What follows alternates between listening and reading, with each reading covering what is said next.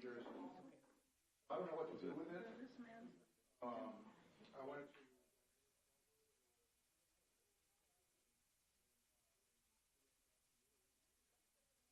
Why don't you make a special price?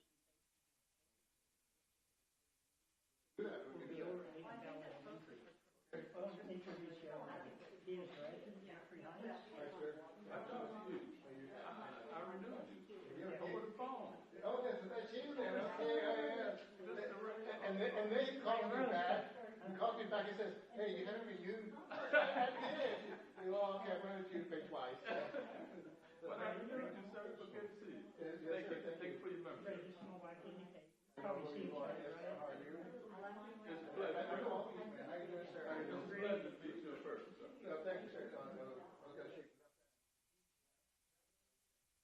up. You keep saying Reverend. Closest we ever had. Oh. How you doing? I'm the commander of the post. Oh, okay. I need to talk to you. How you doing, ma'am? Kyle Alfahar. Hey, how you doing, sir? How you been? It's fine. I'm fine. How about yourself? I'm doing good. And I just want to let y'all know that in the near future, we're going to put in, hopefully, that we can get a memorial done. Trying to get some bids and stuff like that. And that's like Melinda and George. We can have a memorial for veterans. And you still have to go through the process. But when it comes to bring it up to council, hopefully you guys can come and encourage us to vote for it. So I'll let you know. I'll let the commander know. Thursday, knee replacement. I do have your number, so I'll Find out how that. The doctor getting a memorial for all the veterans in Northside School. Marshall. And I said, Northside School District started, I recommended the Liam Valley Elementary School. I know. First, right here in Richmond. I feel like it's the end of the world coming. And then I recommended maybe with the city of Liam Valley. So maybe that's kind of who called for somebody called Northside District. And you guys will have a big input in They never hesitated. and hopefully it'll go through council and we'll get a memorial for all of us and go from there. All right, guys, so you got anything else? I didn't shake your hand as you were coming in because you were getting the door for us. That's okay. Oh, yeah, that's what I see. Yeah, okay. I did mind to ask, would you do it to walk to Emmaus or Acts, St. Bridget. St. Bridget? St. Bridget. Well, I belong to St. Elizabeth, but I'm going to go to St. Bridget because I-10 and 1604 have been closed, so it'll go all the way over there. Walk in.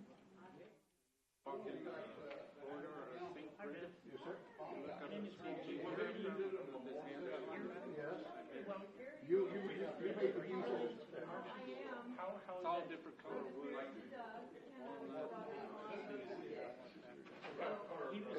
And that's my wife over there. Say hi, Yvonne. She belongs to the Women's Auxiliary. So. St. Bridget? No, for your guys. I helped them. And that's my hand. What kind of rackets you give, what kind of Woman. instrumental. And then that's just great. She put in some accounting papers, so we did. Sir, thank you for printing. Thank you for your service. Alfahar. I'm Marine Commander. In the second cousin of Romeo Marcus. Excuse me, Mr. Temple. I'm going to slide behind you, sir. All right, let me get okay. Sorry, sir. Well,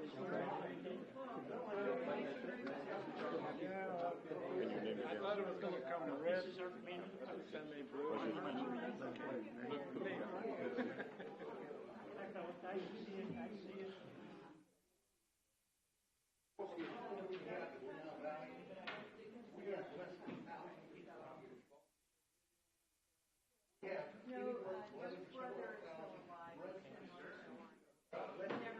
Did you ever know that you played tennis?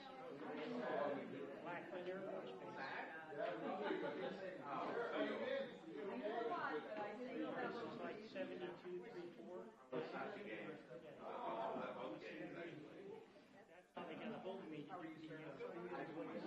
Providence. Very nice people. Miss Cleo, she's the second cousin of Bobby O'Murphy. Nice to meet you. How do you do that? Hi, Bedford. I'm sorry. Joseph Lancaster. Murph. Deutsche. It's a German name. I married into it. It wasn't Oh, you my did. My last But you name. made claim to it. My last name is John. That was better. But no, my husband's family is back to Germany. Oh, yeah. Well, I know some Lancasters that were from England, so that's That's the only split we have. Our grandmothers say we are not British Lancaster. So we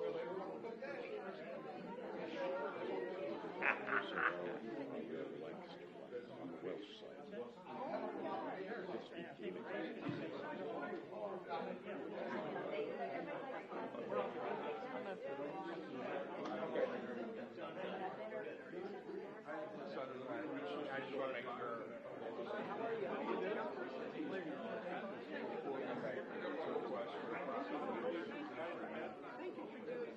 That's great. Hello, hello. How are you?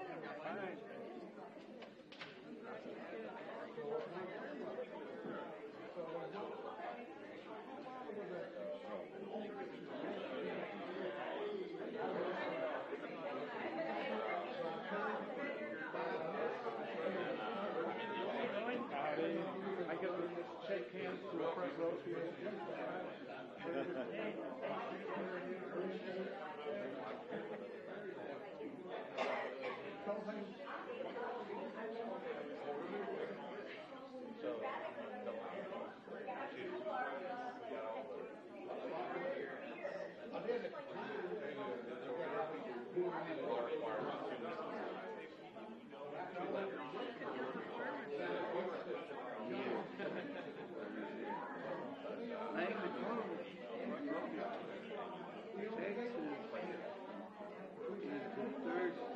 Third place in the nation for membership. That is very good. But it's like the six I went to a convention Saturday, but it's like the six membership. Consider yourself first place, because first place, France got it, Hawaii second, Texas is third. But France and Hawaii never come to the national convention. So consider yourself first place, which is very, very good compared to last year. Last year we won 10 points. So kind of in the middle of the pack. This year, the national convention in Tampa, Florida, we're going to be way up there in the front. And then our district, the 20th district,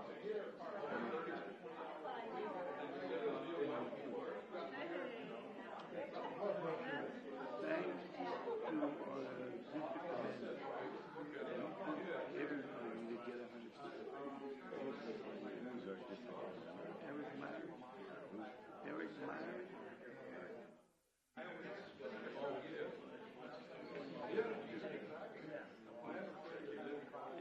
Next year for 26, he's going to run for third division commander.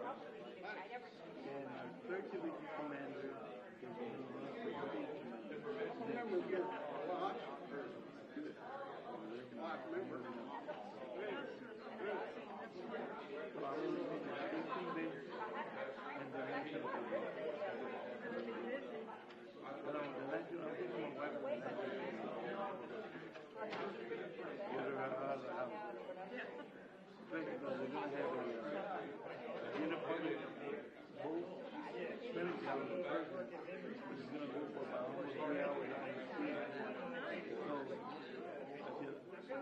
You're going with me.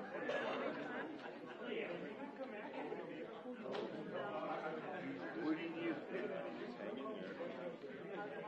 If you need help, just call us. Bring a mask.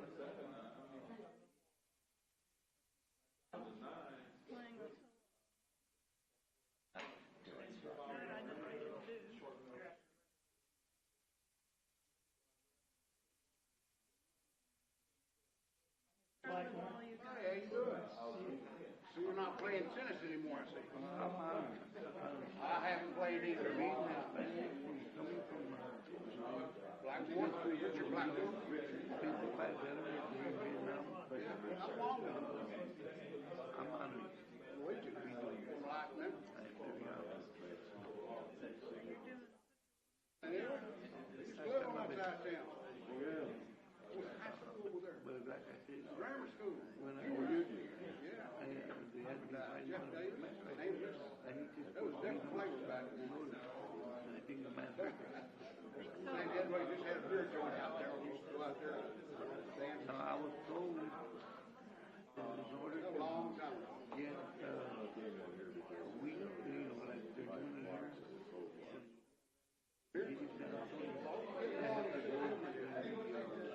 We need to speak to district. Well, I've always looked at council here.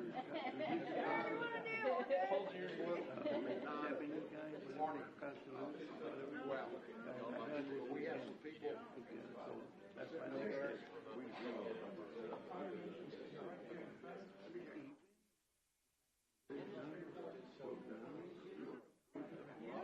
I've known her for over 20 years. I used to vote for her. I investigated for her. Been there. Boy, you give her all this is really? Just don't call me right now. They took away the clinic after Frank to him. Y'all still meeting at the school? He was supposed to remain in everything. They didn't do it. They made the building gone. I keep getting emails. I don't respond. I get it from the VA and I get it from just DAB, Disabled Veterans. Hi, how are you? Security Police Association. Yeah. I saw you over at the, when was it, they were voting? Yeah. Thanks for having us over.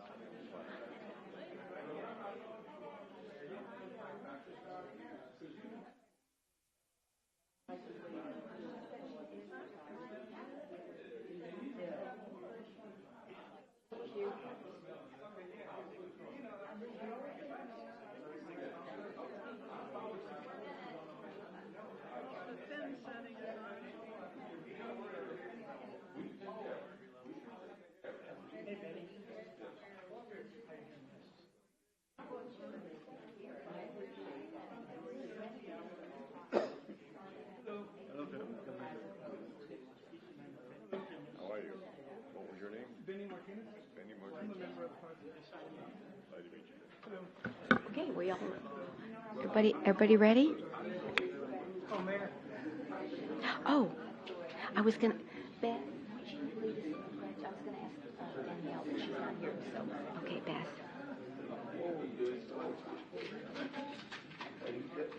Thank you. Okay.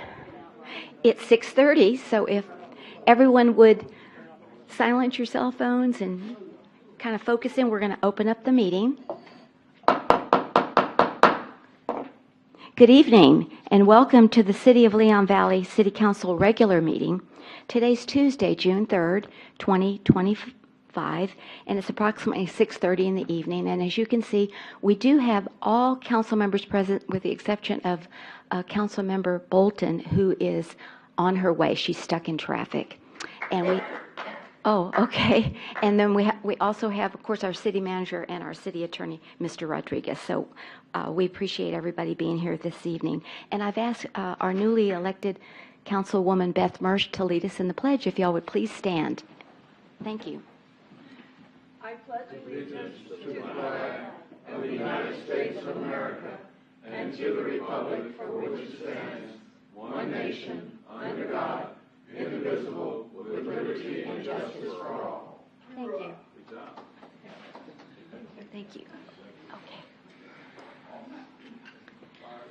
All right, agenda item number 2, citizens to be heard. Are there any citizens that would like to address the council at the podium? You have up to 3 minutes on any item, usually not associated with the agenda, although some people do need to speak because they have to leave early on an agenda item, which is perfectly fine. But we do allow comments on the agenda items themselves. But I did see a hand. So who is that? Okay, Mr. Martinez, good evening and welcome.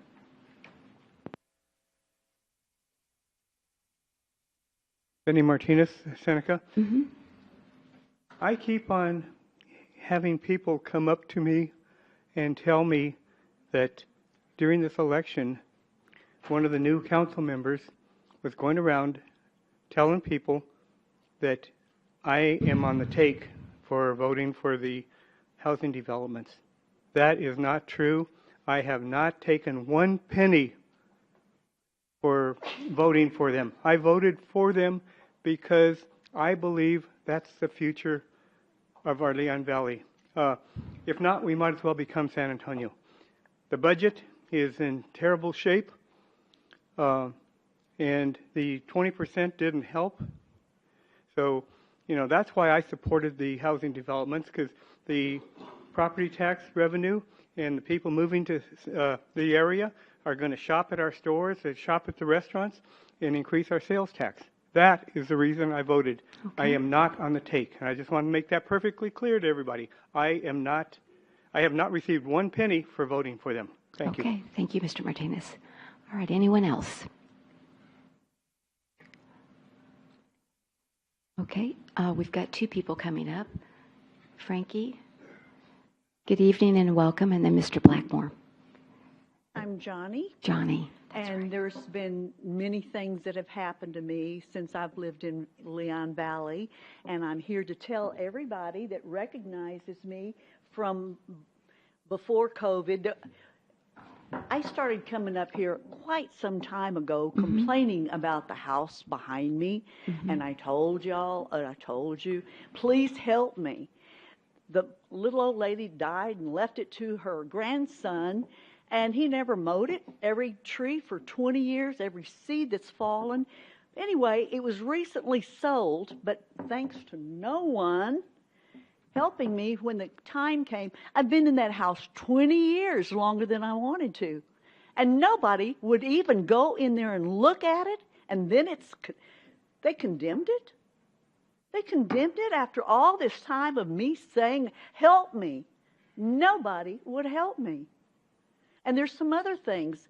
I also heard that they were going to ban feeding the deer and watering the deer. We have droughts, and they don't have a way to get water. Someone said something that they were going to have a skate park. Is that what I heard? I think other than pay money out that people put in to this entertainment stuff is buy some seed and put it in the green belt. Let this grass grow for the deer to eat. Until then, I'm going to continue feeding my watermelon rinds. And I don't know, that's just humane. Fireworks, what, may I ask, what do y'all spend on fireworks over a year? New Year's and 4th of July? We just do 4th of July. We just do 4th of July, and it's in the budget for tonight. 15,000. 15,000. 15,000. Couldn't that go to something a little bit better than putting it? I don't know. There seems to be two standards here. No fireworks in the city limits, but the city can do it, because that doesn't stop the people that are putting fireworks off at my house. There's fireworks going. I've called Leon Valley, and it's sent to Bexar County. They say they can't do anything about it. Give them tickets. That's good revenue, because those tickets, I have some idiot in my neighborhood. Pow, pow, pow, pow, pow, pow.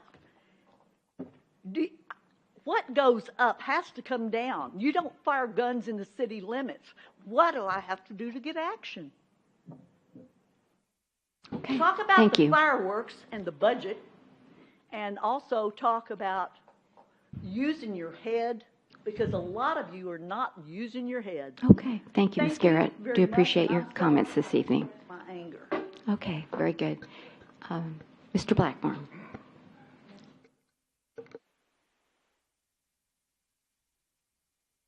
My Good name is evening Richard and welcome. Blackmore. I'm a citizen of Leon Valley. I want to discuss this budget thing and the firework thing. Now, we have 4 projects. Leon Valley Water, that need to have their pipes changed.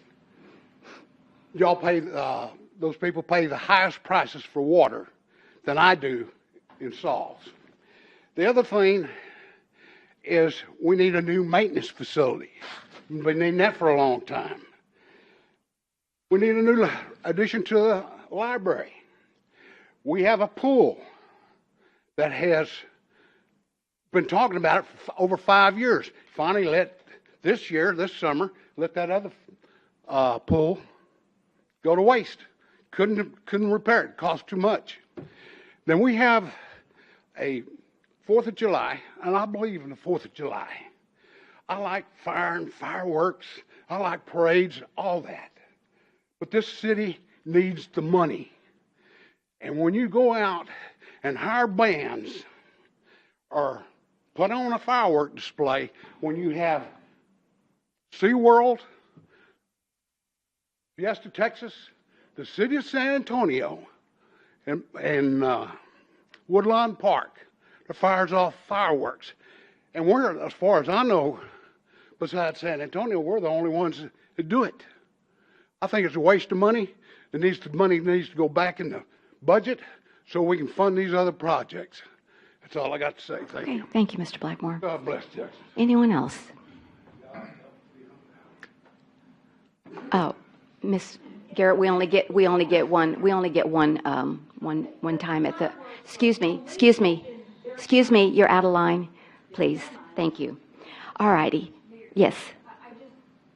Just want to let the council know, I've been working with Ms. Garrett for the last 2 weeks to get Okay. that house cleaned up. And so Code has been working for the last 2 weeks to address the issue she's Yeah. been trying to address for the last 10 years. So I just want to put that on the record. Right. So we're working on it. Right. And this was the first that we've heard of it tonight. So, yeah. And usually you'll notify us in your report. So thank you for that. Okay. Anyone else? Okay. If not, we will move on to agenda item number 3.1, presentations. Presentation of a proclamation declaring June 21st, 2025 as Audie L. Murphy Day in recognition of the 100th birthday of Audie Leon Murphy to Miss Cleo Aufdahar, cousin of Audie L. Murphy, along with Post 336 commander and other members of the post. And as you can see, we have a great representation from Post 336 this evening, and thank you very much. So if you'll please, I'm not sure who I give it to Cleo and anyone else that wants to join me down on the dais. And then also, after I give the proclamation, I'd like to recognize Councilman Ray Orozco. He'd like to say a few words. And then my understanding is one of the post members, Spencer, Yes. would like to say a few words after Mr. Orozco. Okay? Yeah, Would that be afterwards. okay? Yeah. Yeah, he had already asked me before.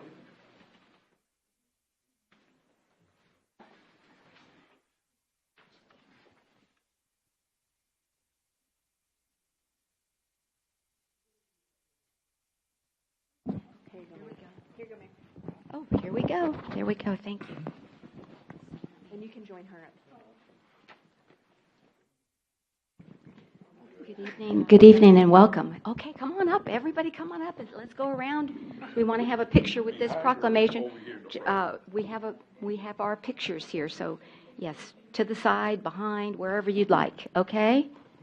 It's a very short proclamation, but it's a very powerful proclamation as well. Okay. And then if everyone would like to introduce himself, whatever. Okay, proclamation.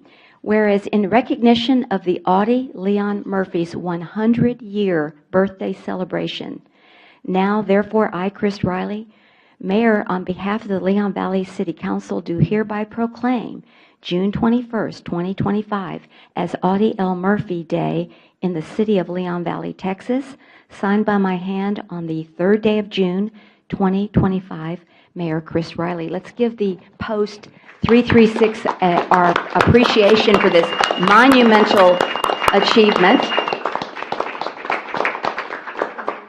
Okay, and well, I just wanted to ask Mr. Orozco. Yeah, he wanted to say something in response to the proclamation. He wanted to kind of expand on Audie Leon Murphy, and I think, Spencer, you probably did too. So with the two of you, we'll get to really know Audie Leon Murphy for Leon Valley. We do have Audie Leon Murphy Way in Leon Valley as well. So we have honored him in our city, which we're really proud. Okay, Mr. Orozco, go ahead. He had asked me a week ago if he could do this, and I said, yes, sir, you sure can. So you're on. And I know Yes, Spencer's go ahead. going to talk, so I won't say too much because I know he's going through some of the stuff that I'm going to go to. And I just wanted to, I saw the declaration that we're doing on him.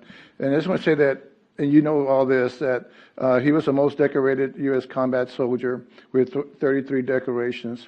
He did receive the Medal of Honor. He was not awarded the Medal of Honor because it's not a contest. He's a recipient of the Congressional Medal of Honor. He received every decoration you can possibly give for valor.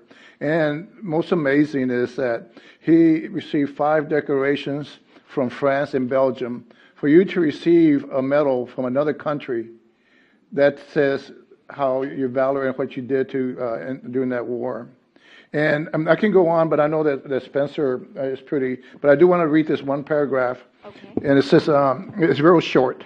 It says, during Murphy's 3-year active service as a combat soldier in World War II, Audie became one of the best fighting combat soldiers for this and any other in this century. What Audie accomplished during this period is the most significant and probably will never be repeated by another soldier. Given today's high-tech type of warfare, the U.S. Army has always declared that there will never be another Audie L. Murphy. When I got him out of the military, I know that Audie Murphy died during Memorial Day, and I remember that, and I was in high school. But when I got out of the military, I'd never imagined that I would be working at Audie L. Murphy Veterans Hospital. I worked there for 37 years, and all the awards and certificates that I got in my life, there's one that means to me the most. When I retired after 37 years, I got this from the director of the VA hospital for the service, and he has Audie Murphy's Congressional Medal of Honor in the back.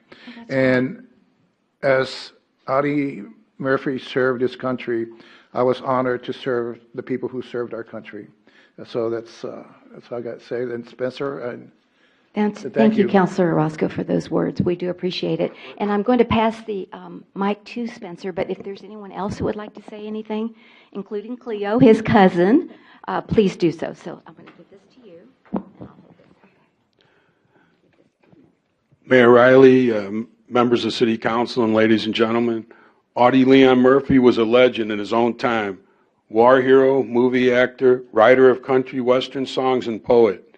His biography reads more like fiction than fact. He lived only 46 years, yet he made a lasting imprint on American history. Audie was born on a sharecropper farm in North Texas on June 20th, 1924.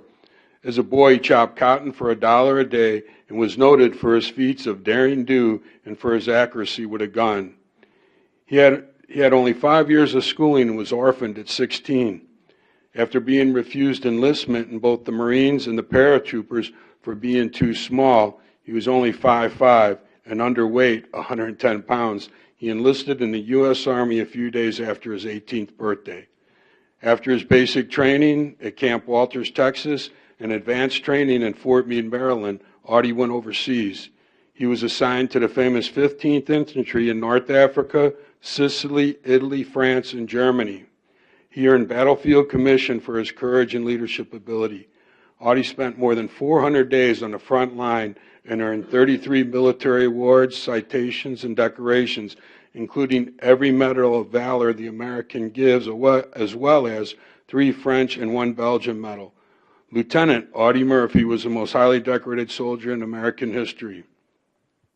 Discharged from the Army in September 21, 1945, Audie went to Hollywood at the invitation of the movie star James Cagney.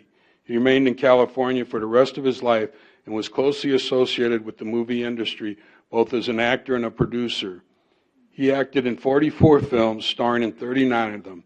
His best-known film, To Hell and Back, adapted from the best-selling book of his war experience by the same name. Most of his movies, however, were westerns. Audie Murphy was noted as the most popular Western actor in America in 1955 by the Motion Picture Exhibitors. In 1950, Audie joined the 36th Infantry Division, the T. Patcher of the Texas National Guard, and served with it until 1966. He was killed in a plane crash on a mountaintop near Roanoke, Virginia, on May 28, 1971.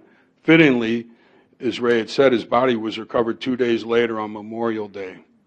On June 7th, he was buried in the full military honors in Arlington National Cemetery.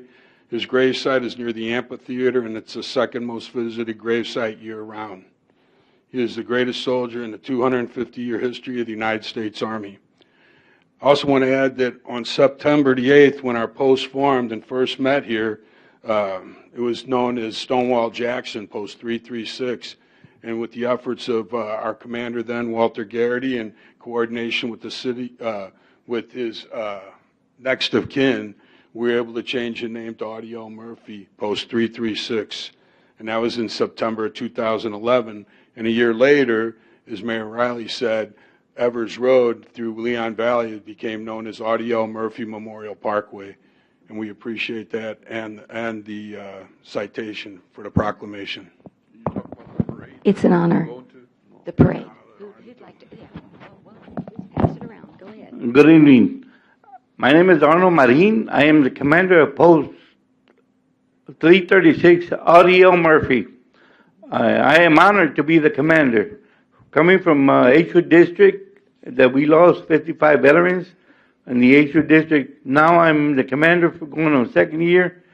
This is an honor for me to represent a World War II hero. Okay. On June the 21st, I'm inviting everybody that can go to Farmersville, Texas, for Audie L. Murphy's 100th birthday. I was told by somebody up there also, it is not only 100 years birthday, it is 80 years that he came back from the military too. At around 10:30 or 10 o'clock, between 10 and 10:30, the ceremony will begin in Farmersville, Texas, right there in the plaza. As the American flag by our color guard members be raising, 2 World War II planes will be flying over. After the flag is raised, the horse will be going around the plaza twice. After they finish that, I'm honored to say, and it is a big honor to me to say that my color guard will be leading the parade in behalf of Audie L. Murphy and his family. After we finish the parade, we'll be at the Onion Ship Shed. It's like a barn or something like that. Okay, it's converted to a barn. Onion Shed. Yeah, shed. At that time, my color guard and I will retire our American Legion flag that has been used in all of our competitions. That we back in 2016, 17, we went for a competition. You can see all of us are young. These young teenagers, I was asked to bring them and take them to the color guard competition. Well, I'm honored to still say that we beat an American Legion post out of Houston that always end up getting first place. We end up beating them. A year after, we got second place in military up in the national competition. So those of you that are free to go on the 21st, please go. You're going to enjoy yourself. Really. Thank you, ma'am. Thank you, Commander. Do appreciate it. And Cleo, did you want to say anything? What was your memories of your cousin? Well, I didn't really know him that well, but I just know we are both descendants of John Berry and Hannah DeVore, who were established quite a few towns in Texas, like Georgetown. And anyway, I'm just honored to be a part of the family, and I'm also honored to receive this, and on behalf of the Audie Murphy family. And I'm also honored to be with all these fine gentlemen that will be participating in Farmersville. Very good. Thank you. All righty. Let's give everyone a round of applause for this wonderful ceremony. Oh, one last comment, and we need to move on. Yeah. When we began our post in Leon Valley, I was in Alamo Post 2 on Fredericksburg Road. I've been there 33 years, 5 times as commander. That was the largest post in Texas. 2 of the 5 times I was commander, I was given the opportunity to move an American Legion post into Leon Valley. I was thrilled. The only thing I got was a charter. From that, we changed the name from Stonewall Jackson into Audie Murphy. Membership shot up like crazy. In fact, we had a press conference right here in front when I could walk, right out here in front. And we started with 12 people, and our high so far is 1,006 members. We did that within 10 years.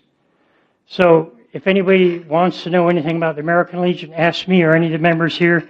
We're all membership go-getters. So we'd like you to join our family. We have an auxiliary very active, and we're reactivating the SAL, the Sons of the American Legion. And we're very proud to be in Leon Valley. And I didn't know the L in the L in Audie Murphy stood for Leon. So I made a big statement that is God's grace and God's wisdom that it's Audie, Leon Murphy, and Leon Valley, of which we're very proud. Very good. All righty. Thank you all very much. Take care and safe travels to Farmersville. Okay, and have a wonderful celebration. Okay. Okay, one more picture. Okay. One more picture. You're good there, Mayor.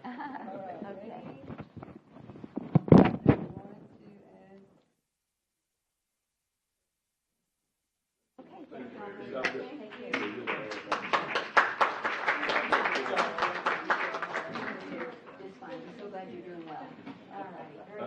Mayor, God bless you. Good job. Sound good. Oh, sure. Okay. Thank you, Mayor. Go give her a call.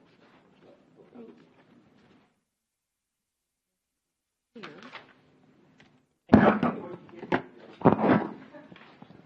state of Texas, the American Legion, the state of Texas.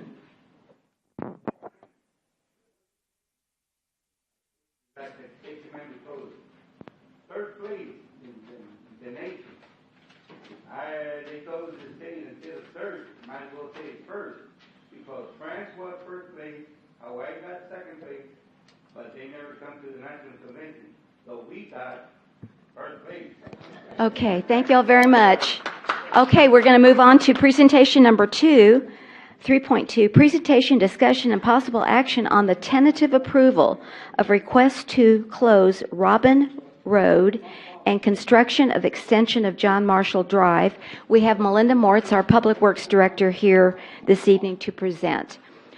And we do have 3 people from Northside that I'd like to introduce. Would you like to introduce them? Would you like me to introduce them? Go ahead. I'll be glad to. All right. And if y'all would like to come up, if the council has any questions.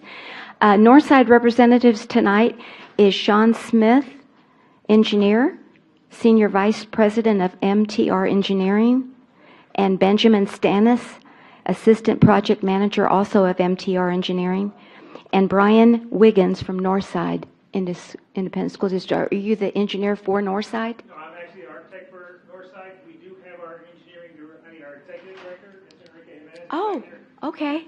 Gosh, you got 4 people. All right, come on up. Come on up. Yeah, thank you. Well, we're so glad you could join us this evening. And if the council or any of our citizens have questions, we'll certainly ask you to address them. Melinda, without further ado, if you'll continue, please. Thank you. Thank you, Mayor and City Council. So the purpose of this item is to consider the closure of Robin Lane and the creation of an extension of John Marshall Drive to improve the traffic flow at the high school at 8,000 Lobo Lane. And then also to inform the council of the new plans for the renovation and additions to the high school. As you know, traffic around Marshall has been of concern to the surrounding Monte Robles Park neighborhood. The current traffic pattern causes backups on Robin and on Lobo because of people dropping off and picking up the students. The EMS and fire department vehicles also have difficulty entering and exiting those streets.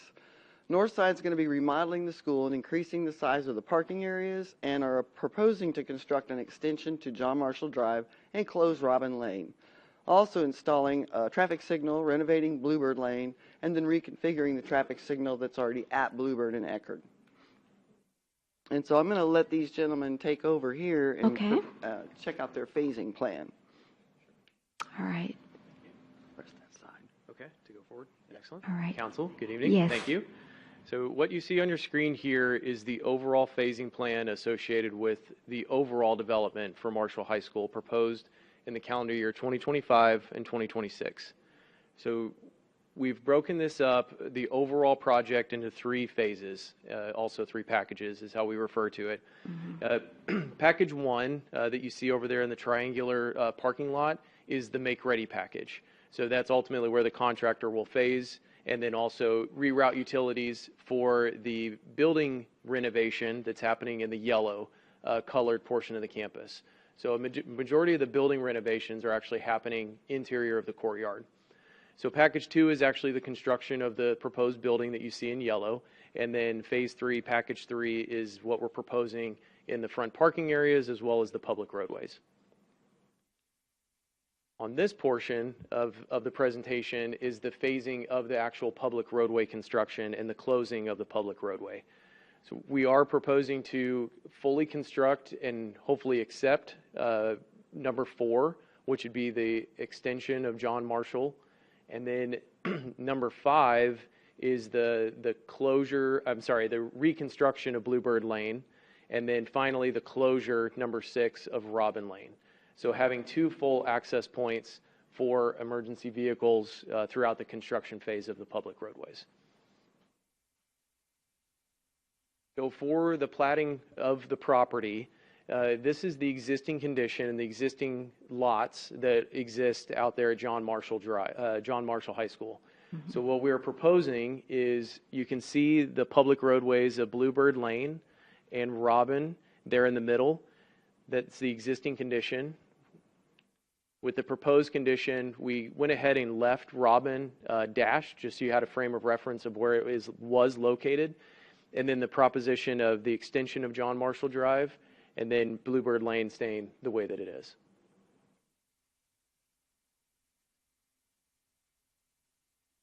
And I'm here to answer as many questions as you have. All right. So this is at no cost to the city at this time. We will be responsible for maintenance of roadways, the Bluebird, which we already are, and then John Marshall, which would replace Robin. Staff recommends tentative approval so that they can get on with it and start their plating process. The city engineer, planning and zoning commission, and city council will be considering the plating activity. Okay. They are going to be requesting a variance to not have to put in sidewalks in there. None of the entire neighborhood has sidewalks, and we've given variances so far. And then the city engineer, building and fire inspectors will be reviewing and approving building renovations and the parking lot expansion itself. And that's all I have for you. Okay, very good. All right, thank you. I just wanted to see if there was any questions from our council, Councilor Mersch. I drove by the property to make sure I understood which streets were which, and my concern is how many trees are going to be taken down for the new parking lots. There were a lot of trees in that area. Now they're not heritage trees, I understand that, but there's a lot of trees there. So we don't have that information yet. They still have to do a tree mitigation survey and tag all the trees and do all that stuff. But it will be done? Yes, ma'am. Okay. And we'll come back to council? Or yes, ma'am. Okay, very good. Thank you. All right, anyone else? So this is just the initial step? Yes, we wanted to make sure that the council was on board with closing of Robin Lane because it is one of the streets that goes in there. But it's going to make, can you put that back up for me? So they're going to make traffic so much better over there because of the way that right now it's situated for dropping off students in the front. This is going to extend that drop-off lane by quite a bit, and also provide for a huge parking lot. So. Right, exactly. Okay, very good. So, anything else? Any questions from anyone in our chambers on this agenda item? Okay, if not, we need to have you would like action on this, that we approve this tentative approval based on approval of the rest of the activities. Okay, very good. All I right. do have, go ahead. Yes, go ahead. Councilor. I'd like to make a motion to approve as presented. Okay. And may I have a second? Second. All right, we have a motion by Councilor Campos and a second by Councilor Orozco to approve presentation 3.2 regarding the closure of Robin Road and the construction of the extension of John Marshall Drive as presented. Any further discussion? All those in favor say aye. Aye. Any opposed? The motion does carry. Thank you all very much. We look forward to the renovation, and I know we'll see you back on the tree variance and the plating. So, oh no, the zoning does the plating. Okay, thank you. Really appreciate it. Y'all take care. Have a good summer. All right, take care. Bye-bye. Presentation 3.3, presentation, discussion, and possible action on an update of the 4th of July celebration. We have Crystal Miranda, our Community Relations Director, here this evening to present the update. Good evening. Mayor, point of privilege. Yes, ma'am. Thank you, Mayor. Before you start your presentation, I just heard some of the citizens talk about the 4th of July, and we had a very in-depth meeting this past Saturday, and the 4th of July is on the chopping block. Okay, so I just want to let you know that the one that she's talking about is monies that have already been allocated for this one that's coming up. But to address your concerns, the 4th of July is on the chopping block. So.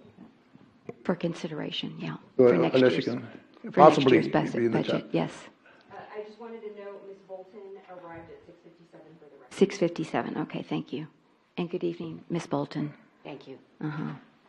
All righty, thank you. All right. Good evening, Council and Mayor. Thank you for having me. I'm here to present and discuss the upcoming 31st annual 4th of July celebration.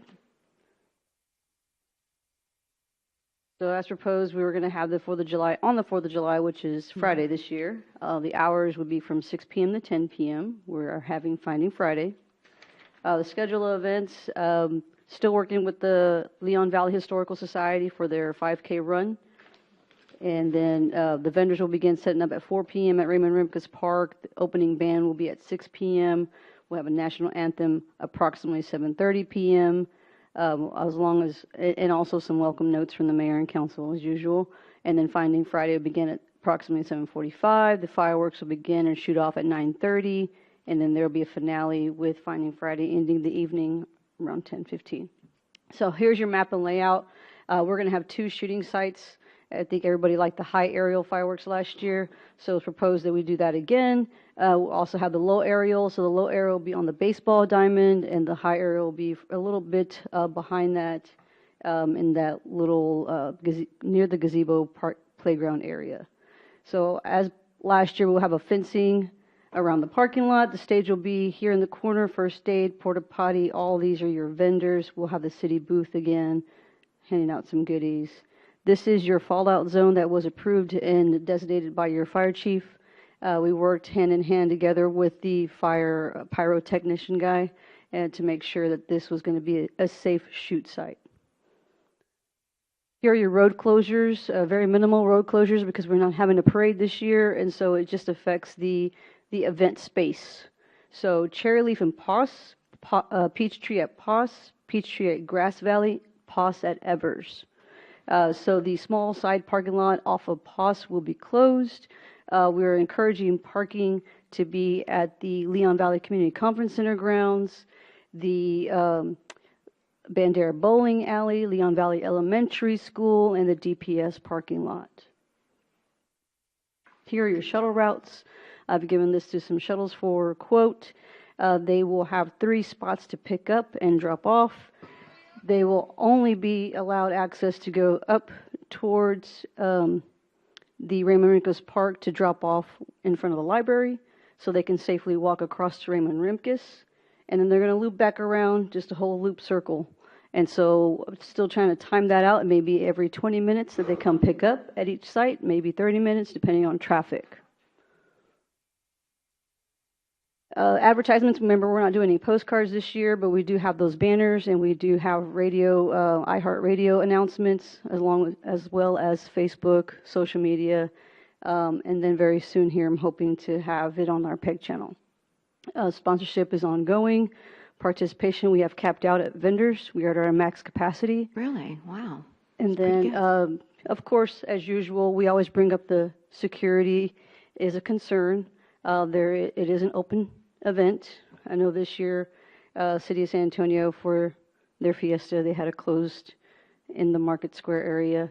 They had a bag policy. We don't have either one of those. And then, of course, the weather, depending on if the wind is over a certain level, we may have to call off the fireworks. 25 miles an hour, is that what you're saying, Chief? Okay. Yeah. So those are just some things we want to be transparent about. And how about Woodlawn Lake? Are they still open area? They don't have fencing. Woodlawn is non-alcohol, as from what I heard. Non-alcoholic? Oh, right? Really? Mm-hmm. So they were. Oh, okay. All right. Don't know if I was just kind of comparing them since they're the closest. They serve alcohol. We serve alcohol. Mm-hmm. Right. Okay. Thank you. So it's up to the city. The opening band, I had 3 quotes. Very interesting enough. I'm not sure if you guys are Tejano fans, but David Matas reached out to us, wanting to play here. But the interest was for a jazz band, so I have reached out to some jazz bands and got a low quote from a Michael Alanis. He also played at the Alamo Heights, Jazz Alive. Yeah. Oh, Jazz Alive. He is a jazz. Yeah. Mm-hmm. Okay, very good. So he also played, and he's played with Finding Friday before, so they kind of mesh. So that would be at 6:30, and Finding Friday would be at 7:30. Yes, ma'am. Okay, very good. Any questions that I can answer? I just wanted clarification on where people pick up the shuttle. I wasn't quite sure. Sure, let's go back to that. Yeah. So the shuttle sites, you have Bandera Bowling Alley, Bandera Bowl, Leon Valley Elementary School, and the DPS parking lot. In the DPS, and they citizens or visitors can park there and get on the shuttle, right, at those 3 for free. spots. Okay, for free. Right. All right. Excellent.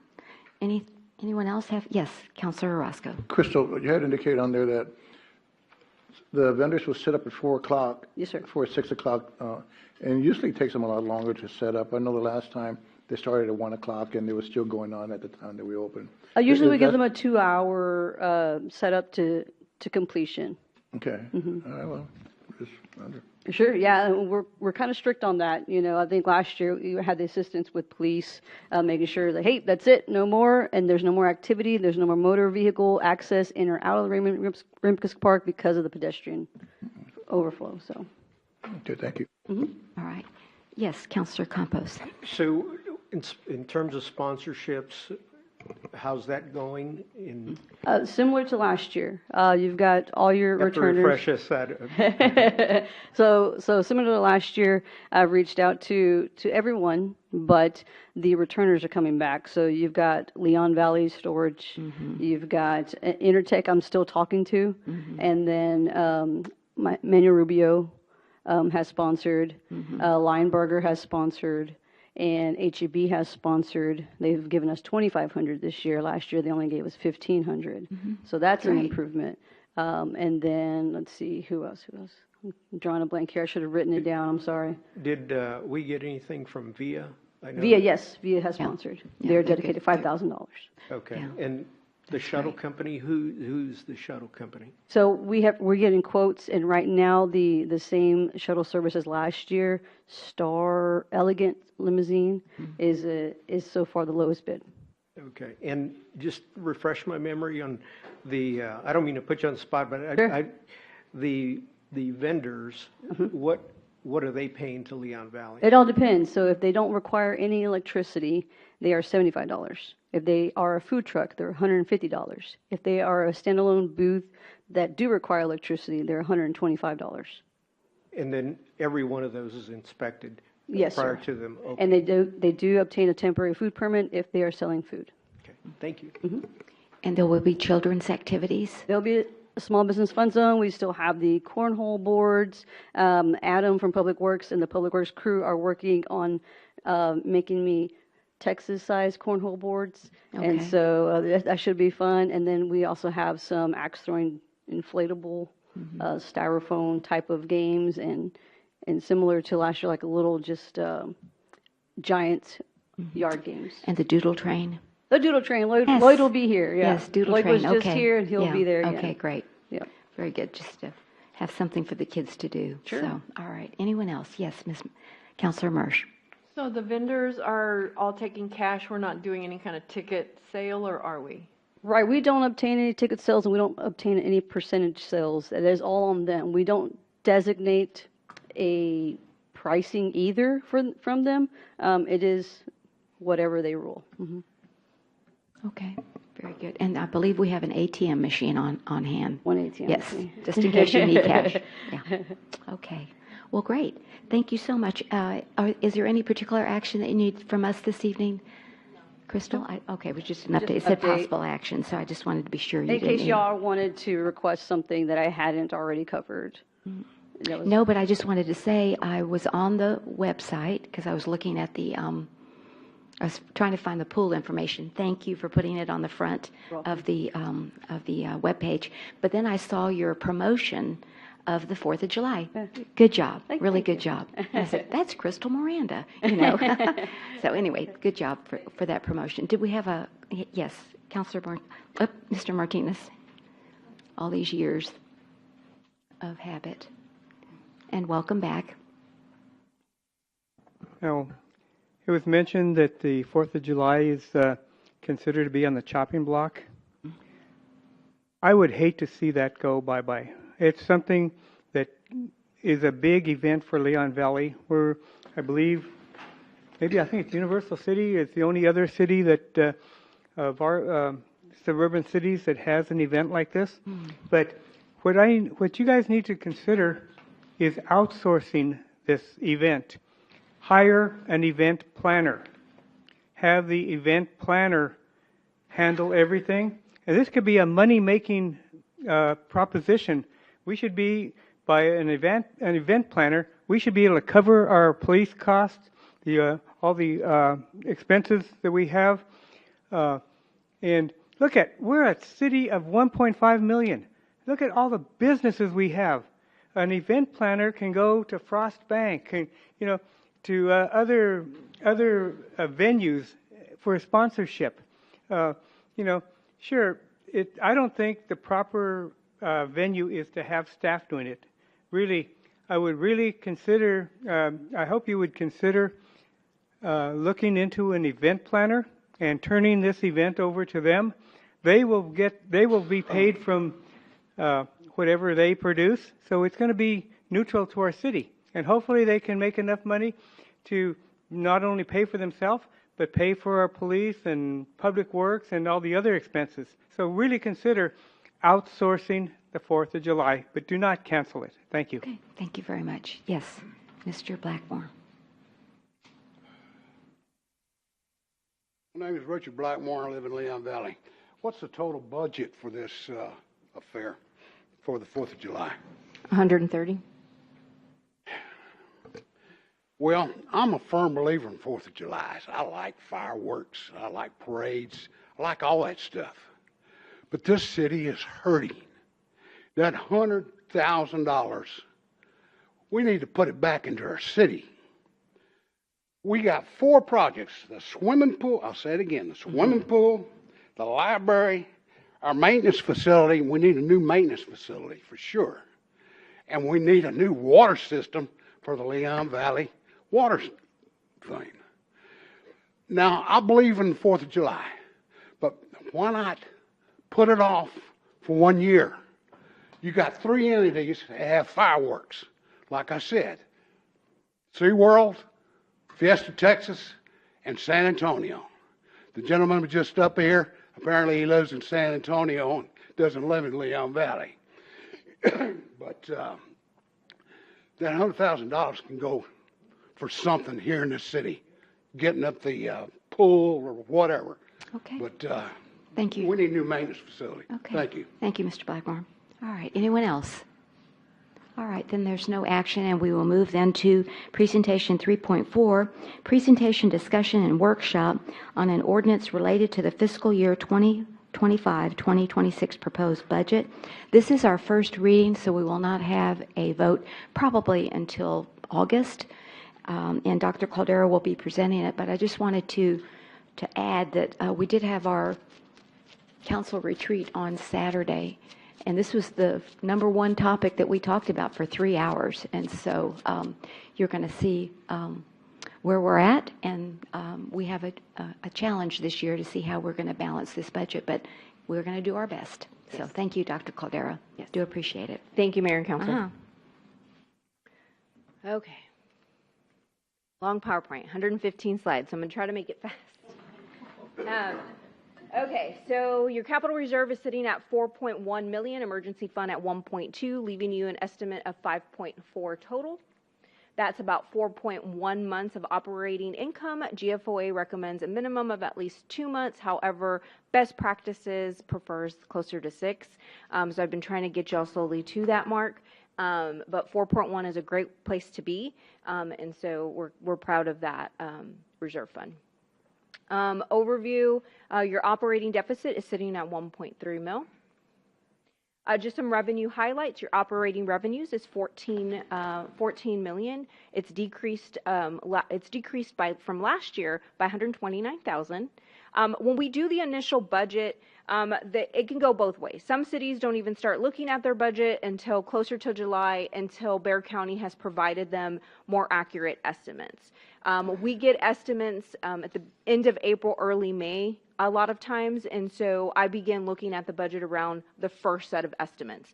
So these numbers are very preliminary. We still have to wait for the county to give us finals. We take the property valuations in those estimates to calculate what your ad valorem tax is going to be for the upcoming year.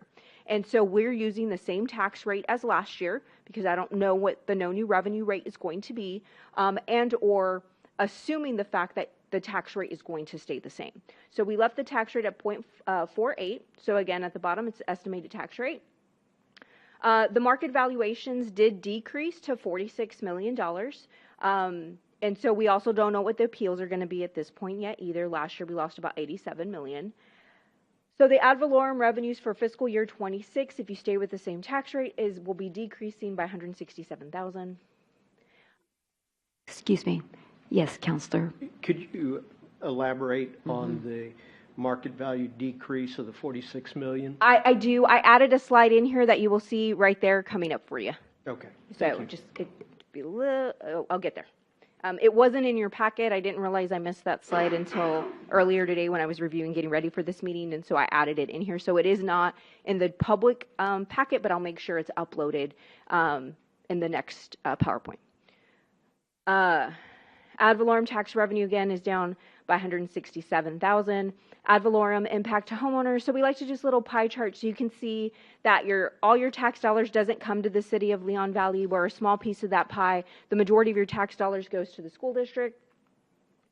So the actual home value, the average home in Leon Valley did go up by $6,000. So an average home did slightly go up by $6,000. However, the total evaluations, your total property evaluations went down, and they went down by $46 million. The biggest offender of this was your multifamily residential. So that means your apartment complexes of that property evaluation went down $31 million. You do see a slight decrease in single family, but again, the average house, so we take what the average house increase did go up by $6,000. And so sometimes people have a hard time distinguishing when I say, oh, your valuations went down, but our property values went up. Some homes, your average home did go up, but your total property evaluations went down by $46 million. This is just kind of an overview of your tax rate. You were sitting at 0.53. You decreased it in 2023 to 0.48. These are just our projected revenues. I kind of wanted to break down where the decreases are coming from. I did increase your sales tax by 2%. That's just where we're trending. However, I always like to caution this early on in the year. If it starts going a different direction, that number could come down. So I am projecting a 2% increase just based on our current averages right now. And we are seeing an increase in EMS revenue. So this is just a piece of the pie in regards to your general fund revenue. The majority of your revenue comes from ad valorem tax. And then just some expenditure highlights. Your personnel increased quite a bit.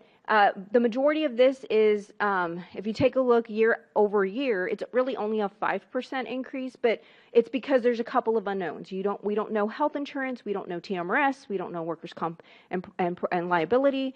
So we do make estimates. So there's a 15% increase in health insurance. And that number just isn't pulled out of thin air. That's where the national trend is going. And based on our loss ratio right now, we're trending about a 15% increase. Now, it's really early in the year. We only have one set of numbers that came in April. That's when we get our first loss ratio. Health insurance normally isn't decided till closer to, the mayor will know this, closer to August. And so we are always hopeful that we won't have that big of an increase. So hopefully there'll be some savings in that regard and that number will come down. So what did we estimate last year We for health estimated- insurance, and what did it come in at? So it usually comes slower. Sometimes, yes. Yeah. Sometimes not. There's been times I've estimated 14, 15%, and it's come in at 23%. So we've had that happen. Now, normally what happens, though, is I just pick a different plan. So over the years, like when I first started here, your deductible was a $1,000 deductible. It's gone upwards to $3,000. For family now, it's sitting almost closer to $7,000. And so we just changed the plans in order to meet the threshold and keep it within whatever we have budgeted. So worst case scenario, it will be 15% increase. If I find a different plan that's somewhat accommodating, that still has co-pays in there, and that I think the staff can still afford to use. You don't want to have a health insurance that the staff can't even afford to use. And so we try to make sure that we pick a plan. And so if I can get a plan that's 8%, or lower. Now, there's been a few years where just our loss claim ratio was really good, and we went 2 to 3, almost 2 years with no increase. Right. So what was our increase last year? 8%, I think. 8%. Okay, but we budgeted, I guess, at 15 again. No. I budgeted at 13 last year. At 13 last year. Okay. And that's just where we were trending. Okay. And then I got rid of one of the plans and picked a different plan last year. And so we went $500 up on your deductible to try to bring that cost down. Okay. Very good. Thank you. You're welcome. General fund expenditures. Personnel is, of course, the largest piece of your pie when it comes to expenditures. Oops. And this is just by department. Of course, public safety is your largest piece of your pie when it comes to expenditures. And so taking a look overall at your budget, this is just a summary. I kind of broke it down for you here. You're sitting at about $1.3 million deficit. And so if you take your total revenues and you take out your hike and bike and your ARPA funds, you get your operating revenue, and then you add your personnel, your supplies, and contractual, that's your total for expenditures. you're short 1.3 million for next year. Again, these are preliminary numbers. We always, we work hard to try to close the gap in the deficit. And as we be meeting over the next couple of weeks, I'll be telling the council going over possible cuts for the upcoming year. But it also gives you an opportunity, now that I'm presenting the budget to the general public, to hear from the general public on what their thoughts are on the budget. And so when we sit down to go to our meetings and when we sit on the 19th for that budget workshop, you can either approve my cuts, not approve the cuts that I'm suggesting, or having some of your own maybe. So this breaks down the revenues in more detail, so you can see where the ad valorem tax is coming in. You can see the breakdown of the sales tax, the franchise fees, licensing fees, and fines. You see each licensing fee is broken down, all the grants that we get. And then we have an other on the summary. This is the breakdown of all the other revenues that come in. And then we start moving into expenditures. And so, Okay, sure. excuse me, Counselor Campos. Just so for the audience sake, so in this third column down, we have 1,984,691. This is because of the sale of the surplus property. Correct. And that's why there's such a decrease in the final column to the 895. Correct. And so if you come back and you take a look at, I'm sorry, it's under miscellaneous. So this sales and surplus property right here, that 1.1 mil, was the sale of the city-owned property. Yes, On Counselor that Roscoe. note, Dr. Caldera, on his question, do we have any money in escrow that has not been accounted for? We don't. You mean for from the sale of the property? No, because I think the sale is complete. The only thing sitting over there, I have to go back and look. Well, because we had to pay for traffic or for improvements. We have to pay for Yeah. public improvements, but those are dedicated funds. But we didn't leave But anything in escrow. I thought we had some leftovers too That's from we that thought we had too. close to. No, I think we got everything back already. so- Like all that's included in that 1.1. But I will double check because Okay. I'm 90% sure we got everything back when we closed on that day of the property. So we got everything back, and then you're gonna take out the, I believe it was 735,000. Right. That we needed to go, but like Crystal was saying, for improvements. Right. That's separate in a separate account that we have to create A designated a fund, designated fund. account. So it's not there. But It sits in a separate. It sits in a So separate. that's the total amount. Okay. Yeah. So. So okay, we sold the. but So we sold the math, property for 1.1 minus 730. No. Nope. 700. So you sold the property for $2 million. We Right. took 700 or whatever. Yeah, and we left 1 point. And we left. This is 1.1. The 784,000 sits in an account separate that we had to set up a separate designated account for. So that money can come to us after we. No, everything's- you're giving it to them to build the streets over there. That money's not coming back to us. You owe that to the developer in order to finish those public improvements. And That's I know our that- portion. Are we getting any interest on that? Wasn't there an argument about the interest? No. It just sits there. That amount sits there to go back for the public improvements. Yeah. I think that as part of the agreements, we went back and forth on the interest, and he gets everything on that account. There's not a lot of interest that sits over there. It's a small escrow account, and so, or it's not even an escrow account. There's a term for it because we hadn't done one before. Like it's a trust. That's what it is. It's a trust. A trust. Yeah. Okay. And so, but that's separate from the 1.1. That's already been pulled out and designated to the developer as part of the close of the property. So you sold the property for $2 million. You need to make the public improvements. That was part of the agreement. So we didn't get any excess money from the sale of the property. You got 1.1 million. Okay, but I thought Mr. Roscoe said, where is that money, right? It's in that. What do you mean? It's right here. I know. 1.1 million. Right. The 700,000 is already accounted. It's nowhere in this budget. It's So already it's, accounted for. it's within our budget. You're including it in our, and it doesn't impact, I mean, our It's not in here deficit anymore. is still the 1.3 Yes, ma'am. in spite of the 1.1 million. No, your Okay. 1.1 million goes in your general fund reserve. That 1.1 million Oh. impacts your, it's your total that Okay. you're getting for this year. Okay, let me go back.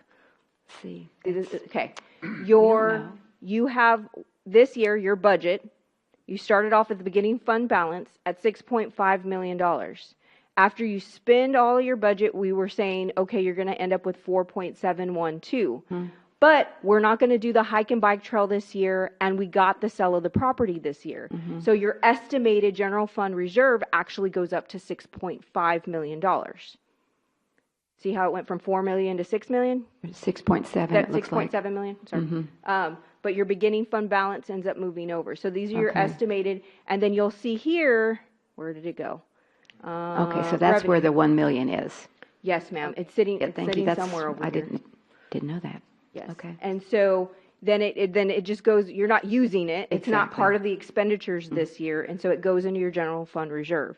And so all of the money for the sale of the property, everything you have is sitting currently right now in your general fund reserve, or will be sitting in your general fund reserve. Okay, all right. So there's no extra money coming to us. You have to make the public improvements. They wouldn't sell the property without the public improvements. That was the deal. Yeah, I So we had to understood that. cough up our portion of the money to do the street improvements over there. And our portion was 700 and something thousand. Okay. But it's not anywhere in this budget presentation because it sits in a designated trust account.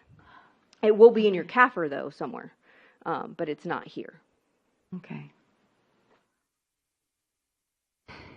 Okay, sorry. Now we're going to move on to expenditures. Any other questions on revenue before we pass the revenue page? No? Okay.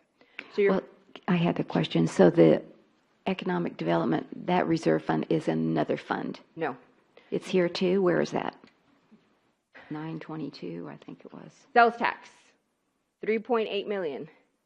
And you go over here, city sales tax, economic development sales tax. Sits there. We break it out in its own fund, so that way this stays in that designated line item. Economic development is general fund dollars. That's why I keep telling you, it's general fund dollars, yeah. But we have it as a designated fund, so just like your impound lot, just like red light cameras is a separate fund, but general fund, red light, impound lot is very similar to this setup as well. But it's still general fund monies. But it's not, you're not showing the reserve though, right? No, so yes. So the Department of Economic Development is inside of the general fund. However, that. not the reserve. The reserve Right. is restricted.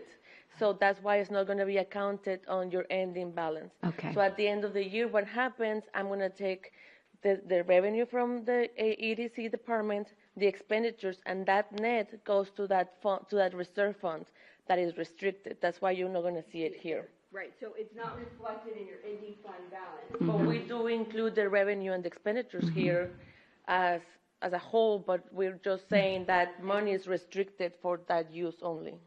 Use for community and economic development, but it's $922,000 that we you're can, not gonna see here. I know, but we could consider it for this upcoming budget? Yes, ma'am. Could we not? Yes. Okay, that's what I'm trying to get at. Okay, all right. Yeah. So we've But got, wait for we've us- got a little, I know. Wait for I us to get there, and I'm going to show you, Yeah. and I told you so before you start getting into the, let's use the economic development. Yes, Councilor Howell. On the trust fund, will we use all of that money? for the- Absolutely. It's Okay. it's already dedicated. He gets it all. The cost of that street is going to be way more than 784 million. Okay, anyone else before we go on? Okay. I mean, Thank you. 784,000. I said $1 million. Sorry. Yeah, 784,000. It's going to be more than 784,000. Okay, thank you. Court expenditures. So you take a look at personnel, you have your supplies, and you have your contractual services. I break down so you can see the supplies in detail.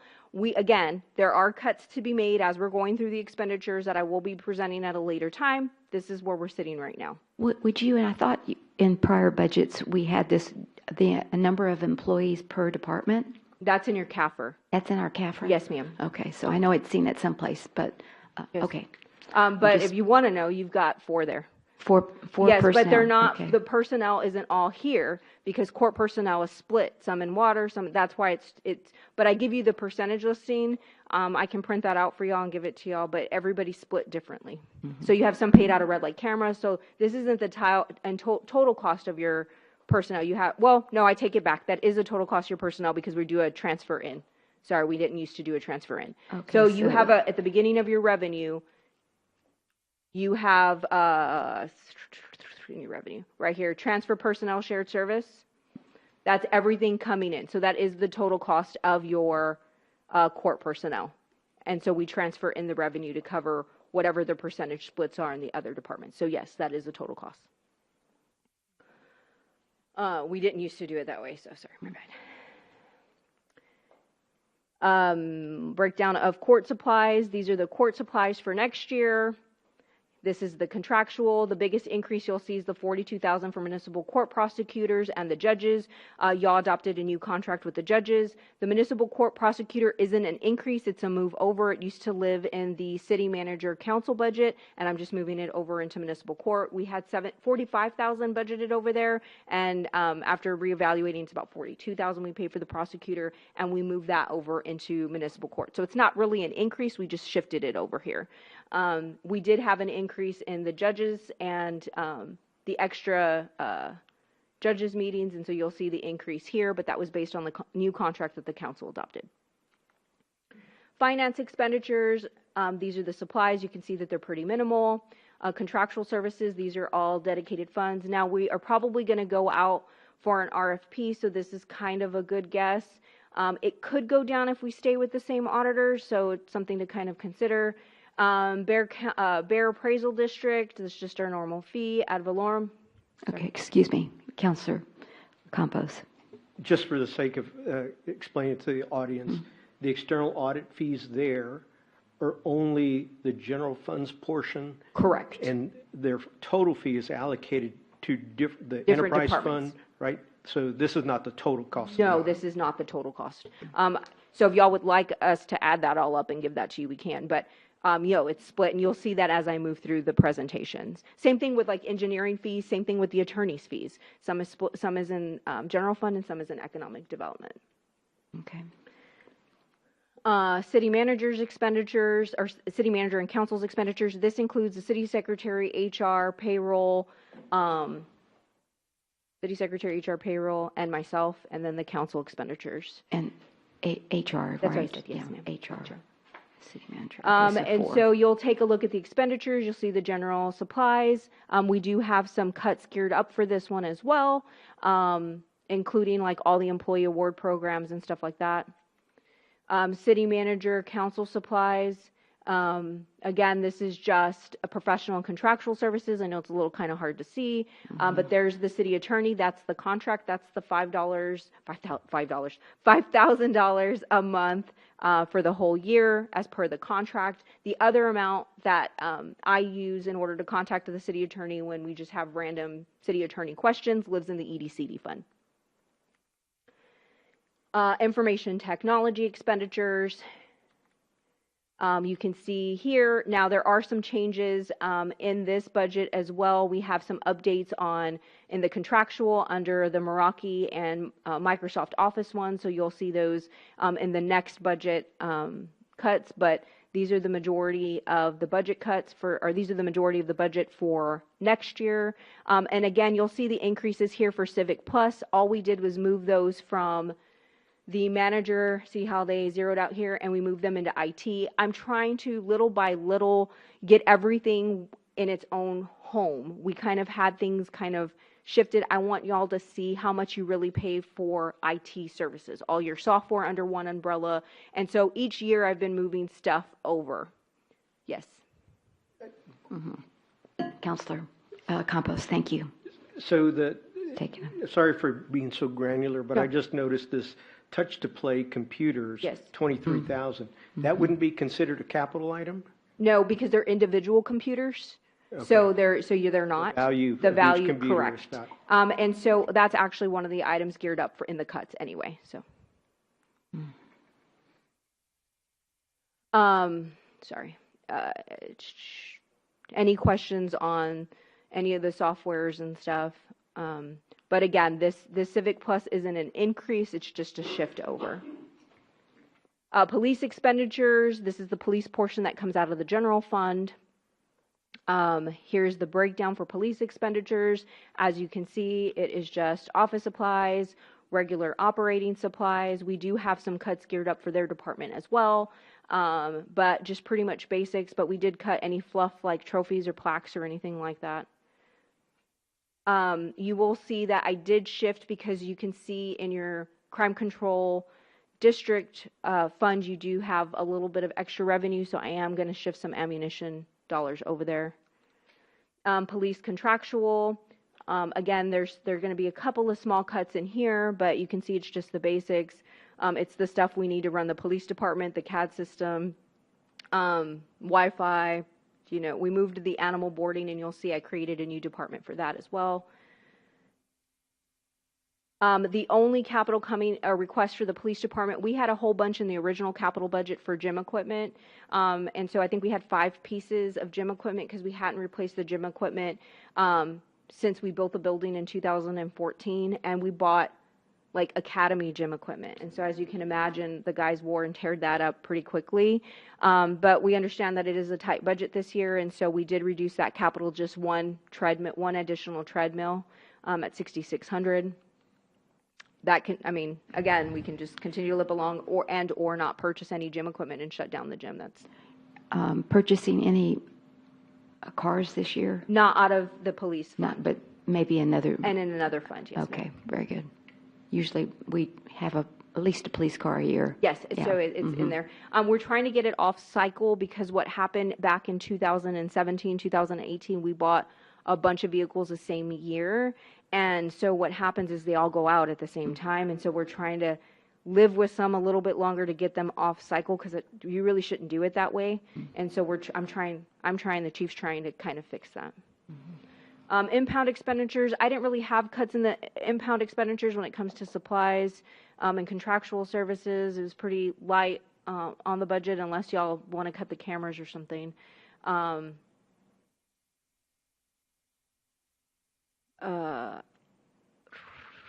These are just basic supplies, operating supplies. You can tell it's very, very basic. Professional contractual services, again, very small. And you have how many employees at the impound lot? One. One. It's Jimmy. Okay, just Jimmy. Okay. Yeah, he's paid completely out of there, but he's really split. He does impound and he's a detective as well. And a detective. Okay. So even though he's paid out of there, he's a detective. The other part of his title, he's a detective. And if you know Jimmy Wells, he's been with us over 40 long time. years. Yes, ma'am. The capital here is just the cameras. We need new security cameras for the new impound lot. We're trying to see in this year's budget, we did have a little bit of money left over, so we may be able to buy some of the cameras, so this number may come down a little bit. But we're working on that as well. But I'm leaving it there for right now. Fire expenditures, just kind of break it down for you. Janitorial supplies, your bunker gear is normally your biggest expense. It is going up, so we do need an increase. You can tell he didn't really ask for much more money this year, but I do have cuts scheduled for his department as well. The big thing here, or the notable change, would be the fire hydrant and hose testing. We do that internally. You can see it's a $50,000 increase. It is one of the items up for chopping block, but essentially we run out of time to test our fire hydrants. I mean, they're running calls all the time. So it was part of the staff utilization study recommendation that we contract out for it. So he did add it in the budget this year, but it may be one of those things that we have to wait another year for. This is their ambulance. This is your leftover ARPA funds. We've been waiting for this ambulance. To order an ambulance, it takes over 563 days to get an ambulance. And so we've got the truck portion. The remaining part is the box portion and all the stuff that goes in the box. Public Works expenditures. You can see the supply breakdown. She does have a lot of cuts scheduled in her budget. And so we'll go over those over the next couple of meetings. But this is the preliminary budget. Most of her stuff came down, are slight increases. The big one here is not in this one. Sorry, it's in the other one. What is miscellaneous supplies on Public Works? It's anything that goes wrong. So anytime we have a toilet that goes out, it just gets replaced. Okay. Sometimes Just the catch-all. We just have random City, unfortunately, our buildings aren't brand spanking new. We're not under warranty. We have ACs that go out, need new coils. We have a door that just the hinge comes off, or, just random things go wrong in any city facility. The fire department this year, one of the doors went out. Melinda had one of the bay doors that came from their department. They had foundation issues one year, and Melinda had to help pay for that. So That's what comes out of that. It's just random things that go wrong, inevitably go wrong in that fiscal year. But we do, again, that if you look at my proposed cuts that I emailed y'all, I did cut that a little bit. Some contractual services, you'll see the contractual stuff. Urban SDK, somebody asked me what that is. That is our stuff that we've been using for traffic numbers. It's been working really well, and we've been saving on the engineering side of things. She's also using it to help map out some of her stuff, but you'll see it shared between here, and I think a portion is in traffic as well. Public Works Capital is the ATV brush truck. This 2-ton brush truck is if y'all want to continue for us to pick up the brush after Tiger leaves. So currently the policy of the previous council was that whatever Tiger doesn't pick up, for us to go pick it up. The guys have been doing it by hand for the last 2 years.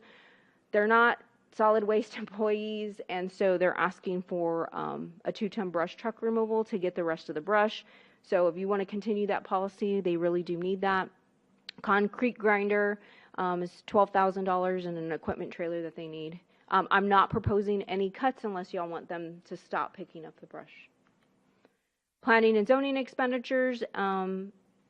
Again, here's the breakdown. Pretty simple. The thing I did, it's in here that is prepared to be cut is, oh, where did it go? Where did it go? Oh, it's in here, but sorry, I didn't make it bigger. It's in here. It is a master plan. There's $125,000 for a master plan. Oh, there it is. No, there it is. Comprehensive master plan, $125,000. So that is geared up to be cut from next year's budget. So somebody asked me about the building inspections and why it went down, so we broke them down for you. So you'll see professional services. This is what we're estimating we think those inspection fees are going to be. And if you add all of those up, they should come out to the revenue side of things. So we're paying it here, and if you add those up, they should add up exactly to the building side of things. Here's the economic development expenditures.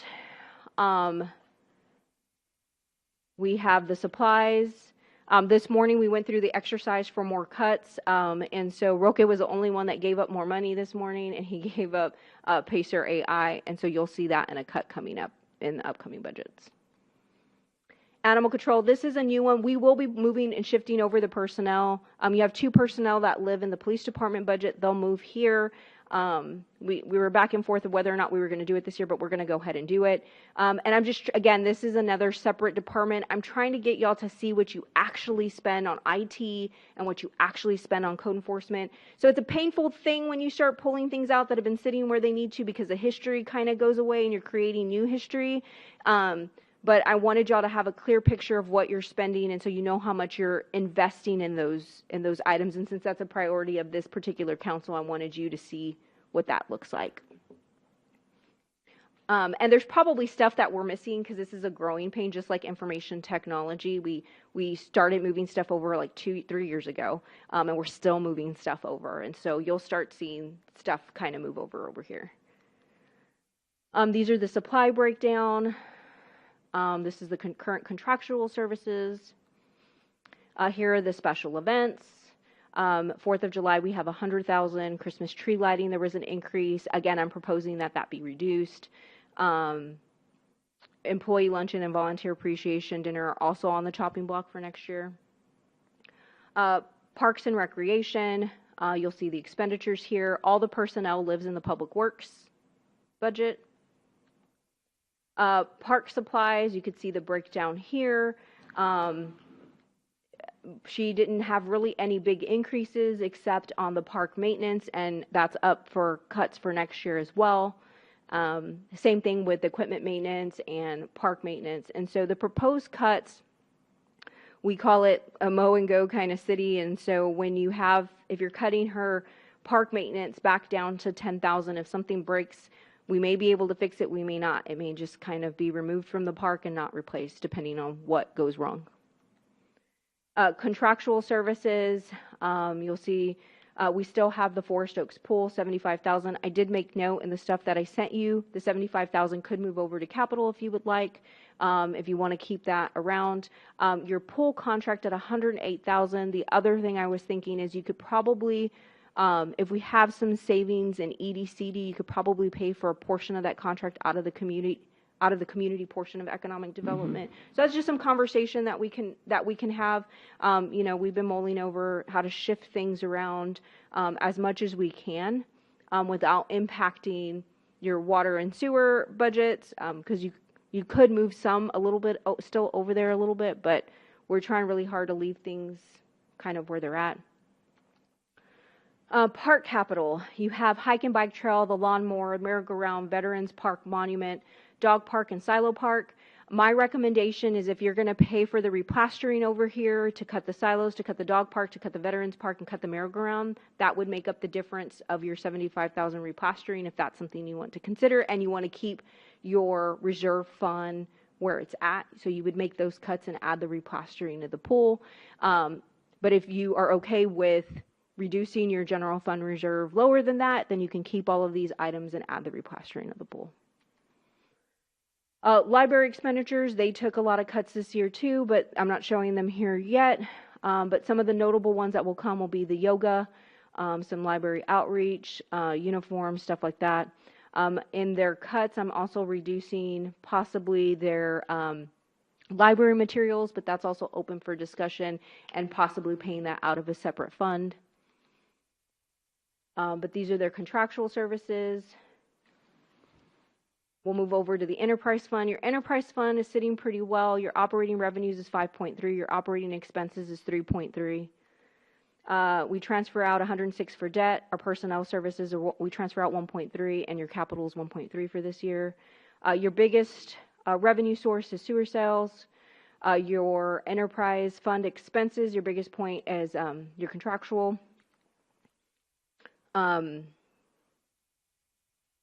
Your biggest expense here is sewer. And then this is a summary of all the funds put together, and then we break them down. This is your water expenses, and you can see we broke down all the supplies. I haven't done any cuts on the water side. There are some little things we could probably have a conversation about cutting, but this, for right now, they're sitting okay. On the contractual side, you can see all of the breakdown of the contractual. If you have any questions on what those actually are, I'm more than happy to explain them to you.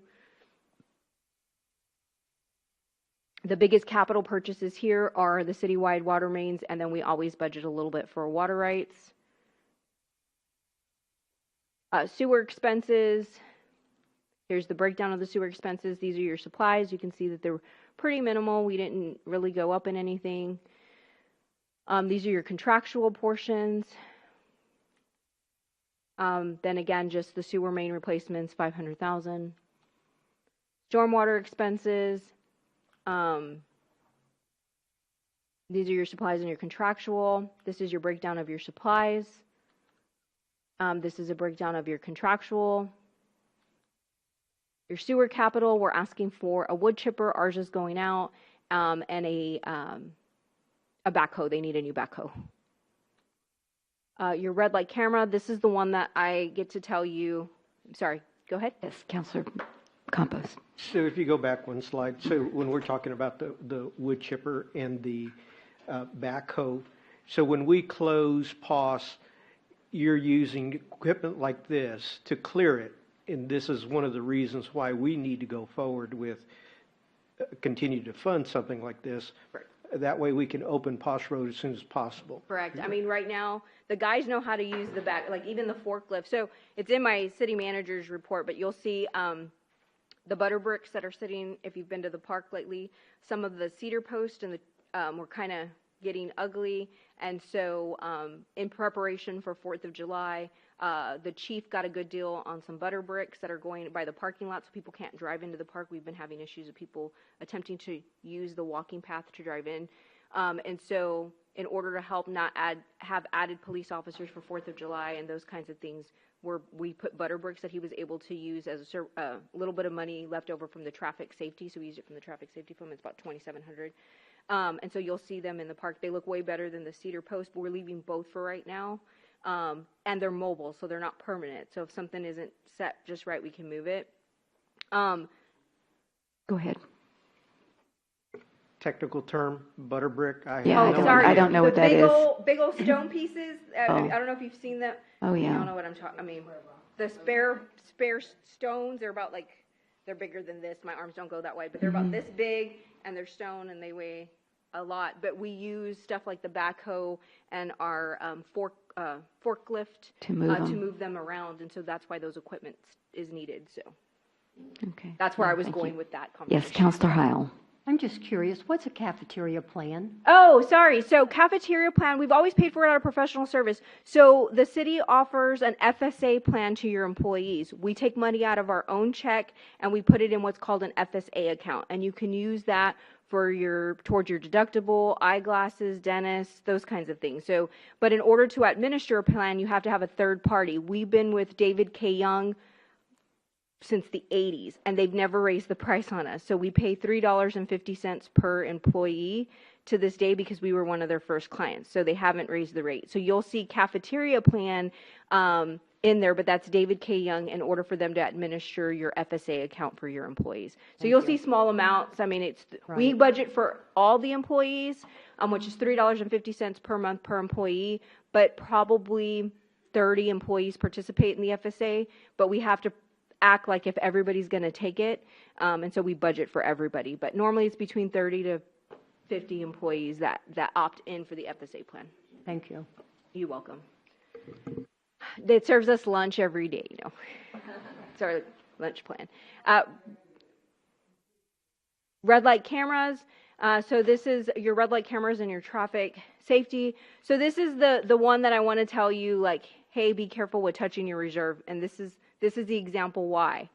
Everybody said, I can't believe you're letting your reserve go up 900. Why aren't we spending it? Why aren't we spending it? And I kept saying, hey, I don't know what's going to happen with red light camera.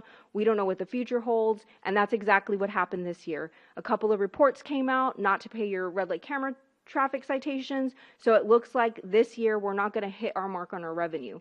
And so you're going to have to hit your reserve fund in order to cover your costs this year. So it's going to drastically drop your reserve fund to $329,000.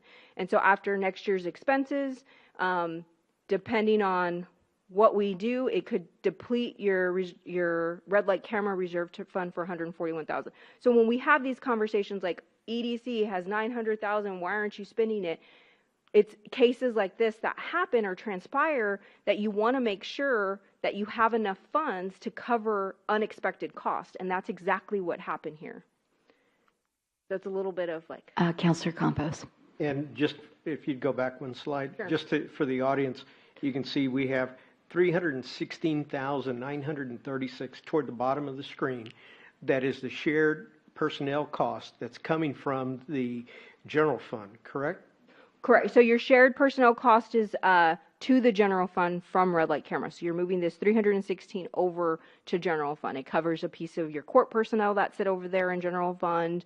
I think 5% of my salary comes out of there. That's in the general fund, and so there's some money sitting here that is transferred over to general fund. And these personnel services, how many police officers are being funded from that? 6 total. 2 in traffic and 4 in red light camera, if I correct, and all the allocations. Yeah. So 2 in traffic, 4 in red light camera. So as we potentially exhaust this, we're going to have to move those officers, or we certainly don't want to cut them, but move them into the general fund. Correct. And I've been having that, and one of the main reasons, and I gave this speech last year on why I was building your reserve fund, was because y'all weren't making an attempt to move people over into the general fund last year, and your contract's going to end. It's geared up to end in 2037. So I said the same comment, save you from yourself and trying to help you build your reserve fund. So when the time came, if you weren't going to start moving people over now in preparation for that expiration, and it's also on the legislative session this year to cut red light camera contracts immediately. If that were to have passed, you would have definitely need to use just carry you over for the remainder of next fiscal year. That was just for our city? We're the last. Because we're the only one. I didn't know that. Okay. And Yes, Councilor Campos. Thank you, Mayor. Mhm. Is there a possibility that wherever that got forwarded, it wasn't at the approval of this council? Correct. That that not happen? I don't know how it went to the state. Our So he state took, reps. so it originally started with this council. 2 resolutions. Yeah, Mhm. from this council to Mhm. not, to have that legislation move forward. Since Senator Menendez was on that path, he took it up. We didn't ask him this year. He took it up on his own this year. And he pushed it through. He did, if you Google it, it was on KSAT 12. He did a whole news report. That's what spurred the decrease here, because the newscaster said you don't have to pay your red light camera tickets. And then we had former council members agree, that basically state you don't have to pay your red light camera tickets multiple times. And so they're not being paid anymore. And so therefore you're seeing a decline in that revenue. I'm not saying it's right or wrong or any of that. I'm just saying you're getting a decline in your revenue service. And because of that decline, you're going to have to, this fiscal year, I don't know, we could have an uptick later on this summer, and maybe my projections or me and Carol's projections are wrong, and this will go up a little bit and you won't have to eat so much of your reserve. Normally what happens when media hits, we do see a decline. Once it kind of dies down, you'll start seeing an uptick again. I just haven't seen the uptick yet. So we'll see what that looks like here towards the end of the summer. And this estimate may change if that number starts going up. But for right now, this is where we're sitting. And based on what we're receiving every month, this is our estimated projections. So is there a way to notify the senator and the representative? I think it went.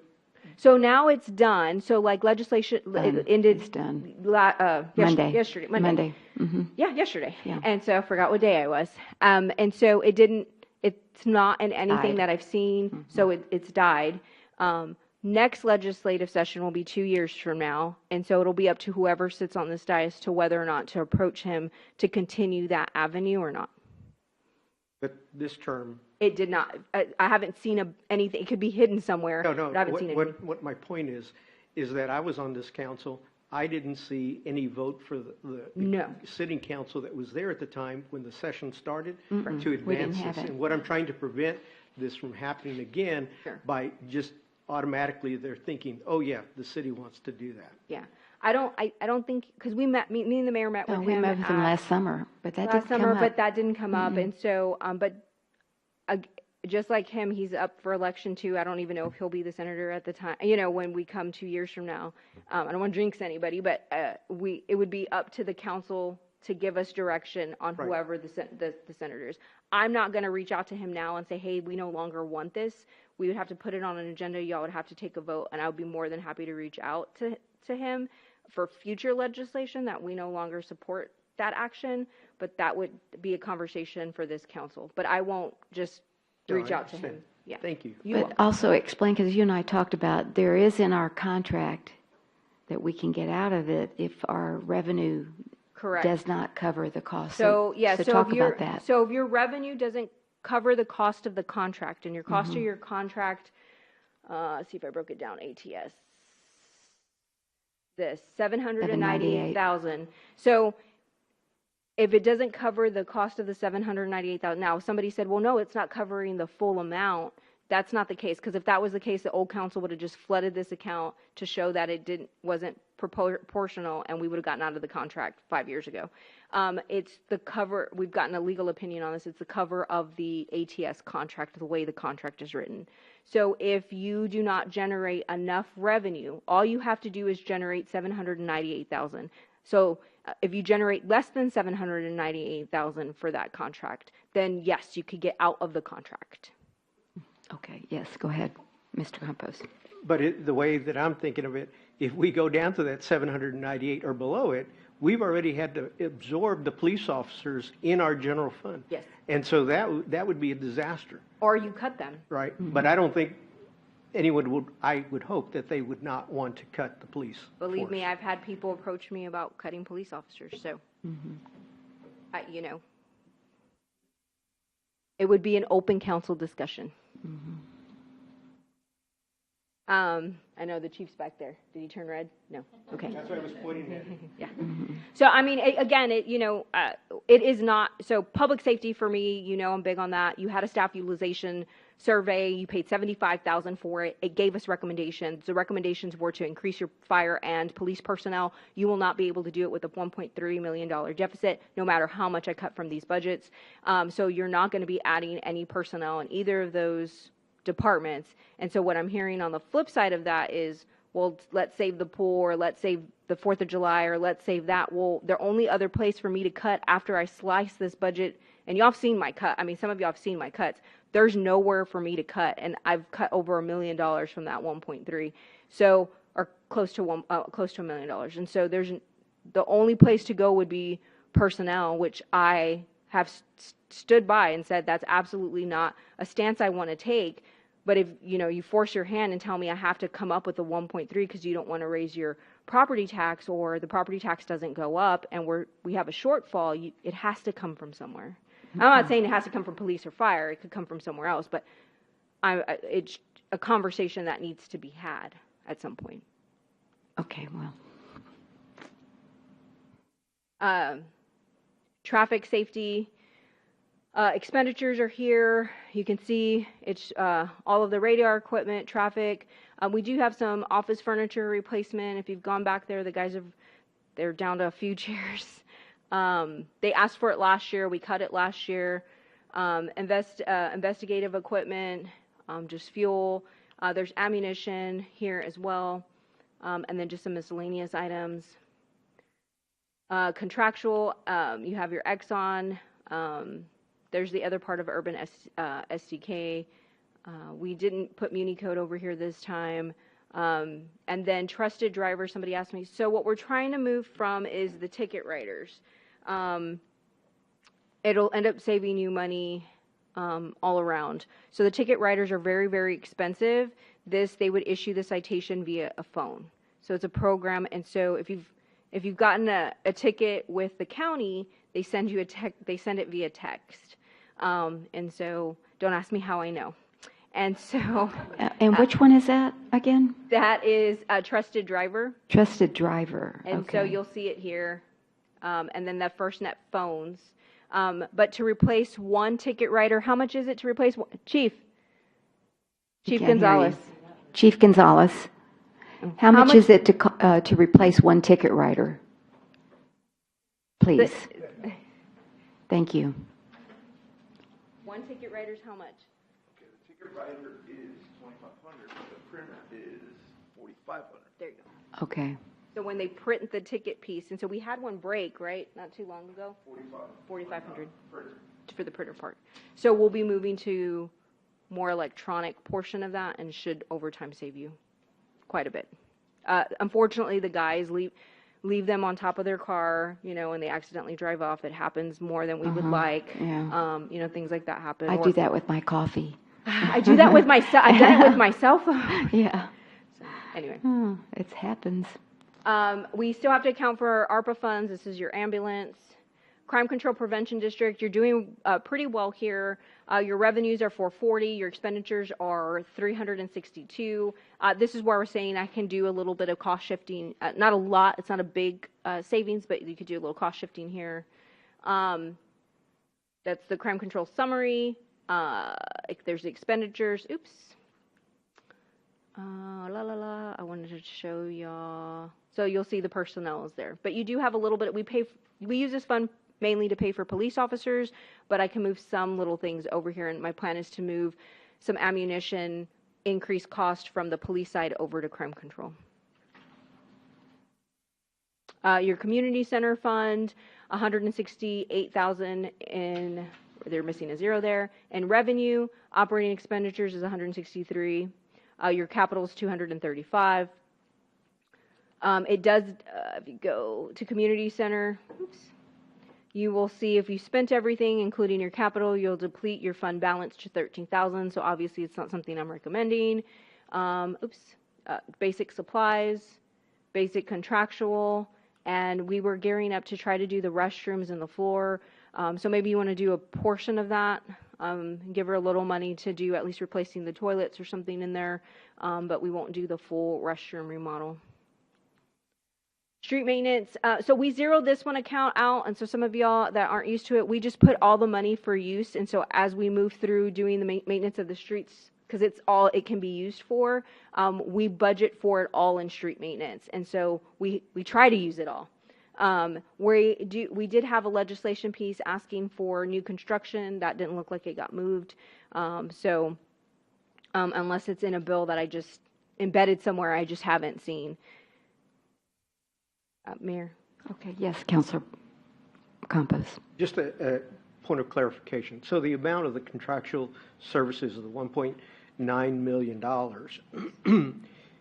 I want to make sure we're not, did you see the stories of the city of San Antonio trying this alternative asphalt? Yeah, we're not doing that. We're slurry seal for the most part. Then we have random call, so we got a call, I forgot what street it was. We just got it. But his street is really bad. And so we took a look at the ranking. It was in Linkwood. In Linkwood. Yeah. And so we looked at the street. It is on the list, and we're like, maybe we need to go reevaluate that street. And so we need to take a look at it. We went to look at it, and it's slurry sealed out, which means there's not even a curb left. Yeah. You don't want that to happen either, because it starts impacting your flood control stuff. So that street probably needs a complete reconstruction. So that's to be a mill and over. a mill and over. So you won't have the money here to be able to do it. That's a different capital fund that's not even in here. We're not projecting it for next year. But this here is just your maintenance portion. And so when you go down, the forest areas on that priority list, back in Timber Hill has some streets back there. And so we'll try to get to those next year. Your special revenues, these are just I call them the baby funds. Your LEOS fund can only be used for police training. Your building security fund can only be used. We typically use that for your bailiffs.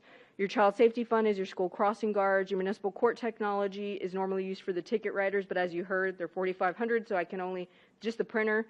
So that's normally what your municipal court technology. Sometimes we pay for Encode, maybe ticket processing out of there. Your debt services is $595,000, and your police forfeiture fund is $11,322.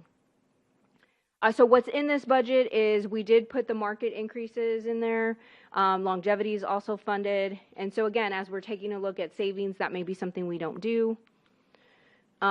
We do have the 15% increase in health insurance. We have a 1% increase in TMRS. We did get the TMRS rate in right before we came in, and it did come in less than 1%. It came in at 0.6. So you'll have a little bit of savings there, but it's only going to be roughly about $30,000. But we'll take it. I'll take every crumb. So as the numbers start coming in, we'll get more solid numbers. You'll start seeing some adjustments. Proposed City Hall closure will be from New Year's Eve to New Year's Day, and then City Hall would reopen on Friday, January the 2nd. And I just wanted to clarify the market amount. I believe you said was 53,000. Yeah, it's a little over 53. Okay, so that's to bring everybody to middle. To middle. So and that's I gave that presentation at the last council meeting. Okay. So next step, we do have a budget workshop. So I encourage the citizens and anybody that wants to come out June 19th.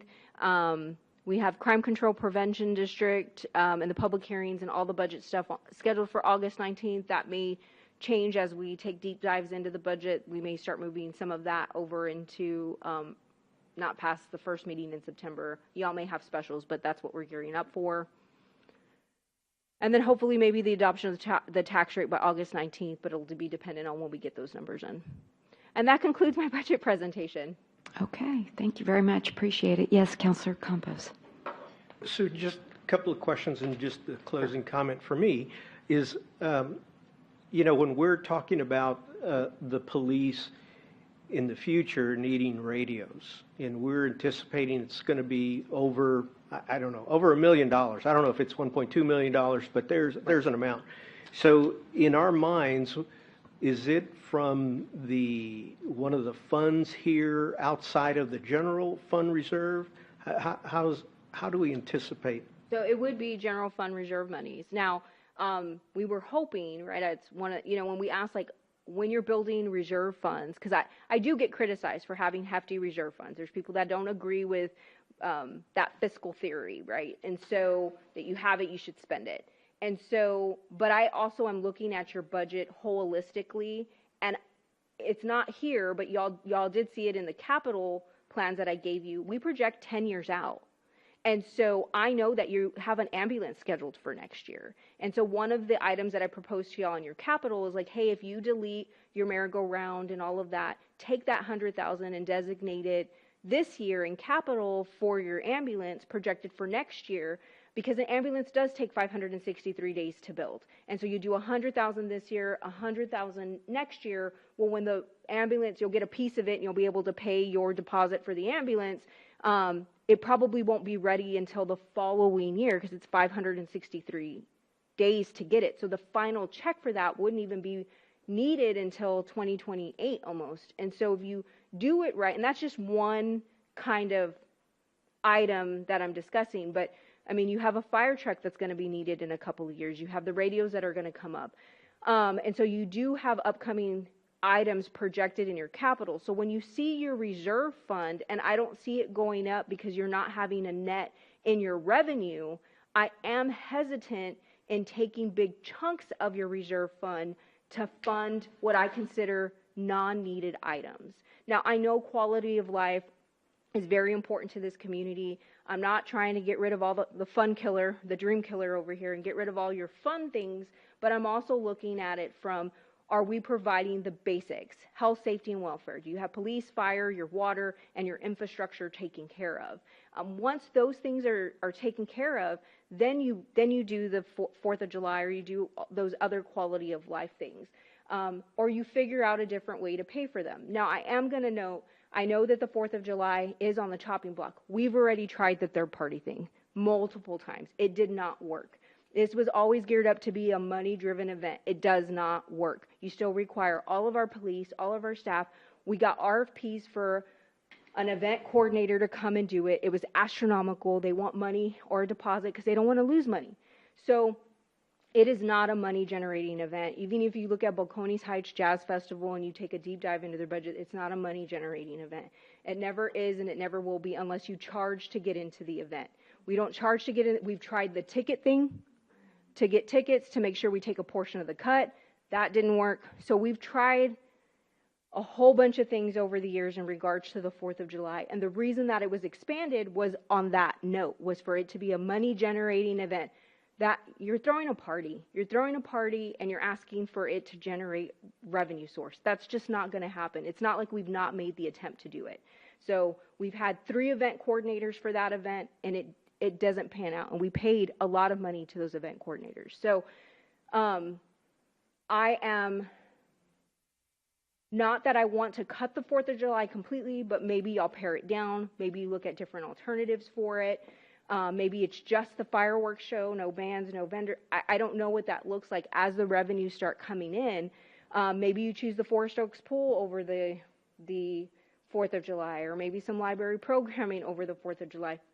But that's why I give y'all the detail, because it isn't my money. It is y'all's money. Y'all have to answer to the general public on those cuts and what you want. And so it is, like the mayor says, this is your biggest responsibility is the budget. And so you have to make the tough decisions. I do think that in the past, the budget hasn't been as transparent. And so for me, it's very important to provide you all of those details so you can see where every penny is going. And so I hope I'm doing that for y'all. Go ahead. Okay, go ahead. And I just want to remind the audience and those watching on TV, the initial presentation of our budget that you've given us since I've been here has always been where we're showing an imbalance. Correct. Okay? So I don't want to shock the community. Yeah. It is bigger than what we had anticipated, okay, because of the valuation of some of the properties that you went over on that schedule. But we're not alone. The city of San Antonio, they're projecting for their 26 budget is a $31 million deficit. And for 27, they're projecting 148. And the reason that we want to know up front is so that we can make changes of what our expenditures is, what do we need to do from the revenue side.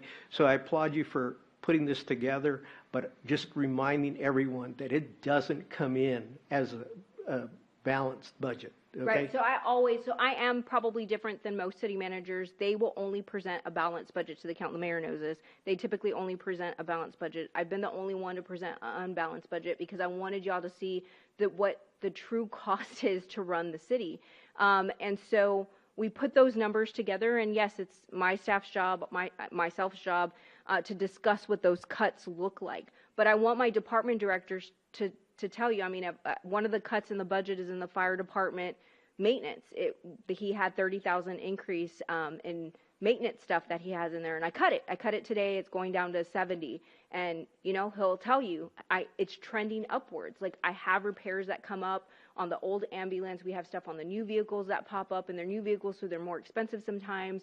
We've got stuff to the building that happens in the fire department. But I still cut it, and so they're going to have, if something goes wrong next year, they're going to have to come for a budget adjustment, or you choose to leave it in, again, as the revenues kind of level out. But I always present y'all, and if you go through that, there's not a whole lot of inflated cost in the supplies or the contractual services. There's not like I inflated any of that stuff. So I'm still cutting from the non-inflated portion of this budget, and I cut a lot last year, so I'm cutting on top of cutting this year. And so it's important for me to make that note that yes, I always present an unbalanced budget. It's not going to stay at a $1.3 million deficit. We can only go down from here is my hope, unless something crazy happens. So thank you. You're welcome. What we're waiting for then at the end of July is the no new tax revenue rate. Correct. Which means that what number, right now you're doing it at 48 cents, which we had last year, but when you look on the revenue side, it's less. But what is that number going to be to generate the same amount of money that we got in last year from ad valorem, which was, I think, 5.9 million is what I remember. So that 48 cent rate probably will go up, is my estimation, and we talked about that on Saturday. I do think that the no new revenue rate is going to go in, and like I've mentioned before, I can think of 2 times in my 20 years of being here that y'all did not adopt the no new revenue rate, and you kept the tax rate the same. Mm-hmm. And so again, it's never really a recommendation from any of the finance world or from a city manager perspective that you don't at least adopt your no new revenue rate. But again, not my decision. So. But that won't come in till almost the end of July. End of July, so. Correct. Okay. But again, that's a splitting thing. I've had council members want me to wait for that number to come in and not present budgets till that time. And then I've had council members that request that we start early. And so per the majority of this particular council, I started early. Okay. All right. Any other questions? All right. Thank you, Dr. Colguera. Thank you, Carol, for all your efforts, and all of the staff for they're here. They're sitting in the back working with the budget, because I know it was difficult to give up some items that y'all didn't want to give up. So thank you. All right. And is there any other questions or comments from our members of our chamber? Okay. Thank you. Then we move then to announcements by the council and mayor. Let's see, I had mine right here. Okay. Well, I did mention that we did meet on Saturday, and I wanted to thank Dr. Caldera and her staff and everyone that helped her. I think she was really the one that did it, providing the council with all the needed information on 14 agenda items. And again, we met for 3 hours, and then we continued until 3 p.m. covering about 5 topics that were on the retreat agenda. But as a result, your council has decided that we need more time. And so as Dr. Caldera mentioned, we are going to reconvene on June 19th at 5 p.m. to continue the discussion of the budget. And then on July the 1st, we're going to meet at 5 p.m. to continue addressing the 9 items that we didn't ever get to on the agenda of the city manager agenda. So again, thank the council for your dedication and your efforts on the budget process, as well as the issues of concern to our community.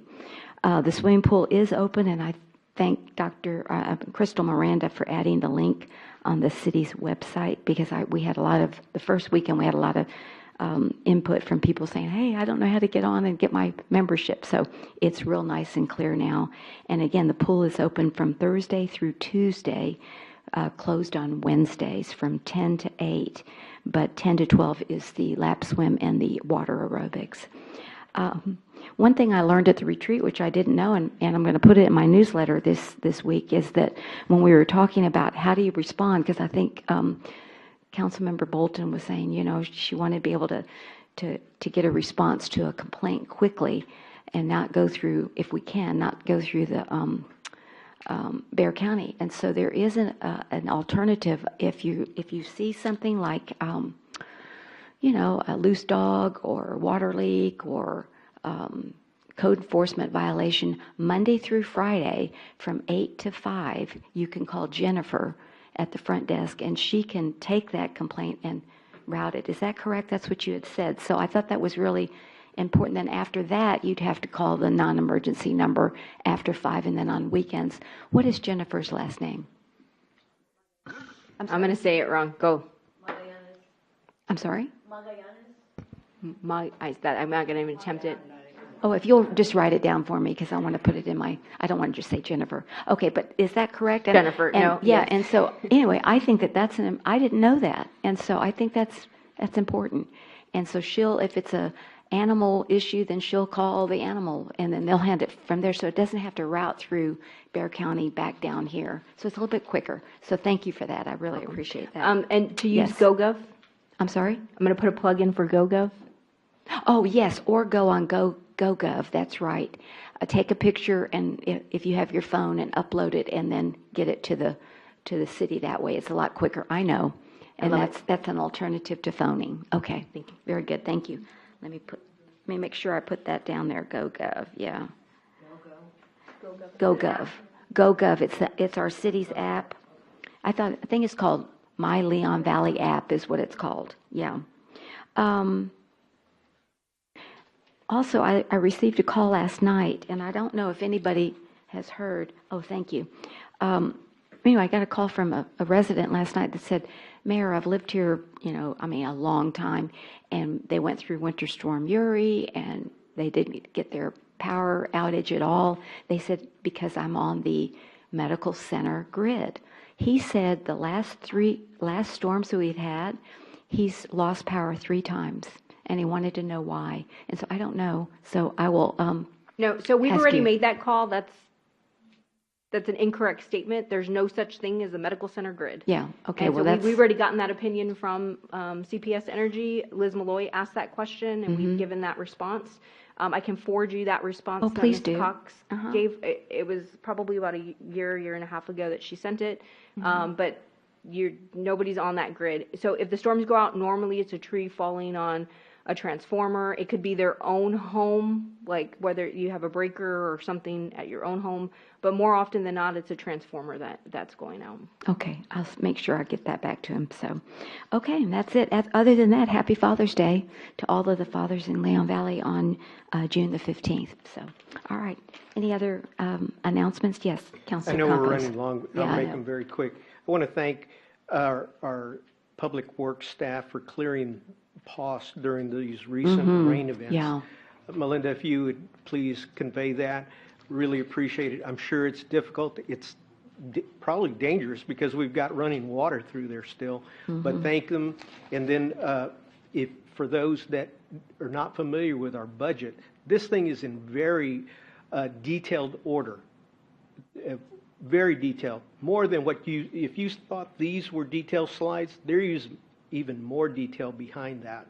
And I want to thank the city manager as well as our finance director. Thank you very much, as well as all your department heads, for putting the time and effort into getting us information that we really need as we're evaluating this budget. So thank you. Yeah. I think you've got it set up. It's taking a long time to set it up to get the detail, but now it's really... Yeah, exactly. Okay, anyone else? Okay, yes, Councilor Mersch. I'd just like to put in a plug for the GoGov app because it works really well. I actually reported a down street sign on Memorial Day holiday, and they had the pole upright by first thing the next morning, and they had the new street sign up. And Melinda, your people are amazing. but it really is a very easy way to report code issues.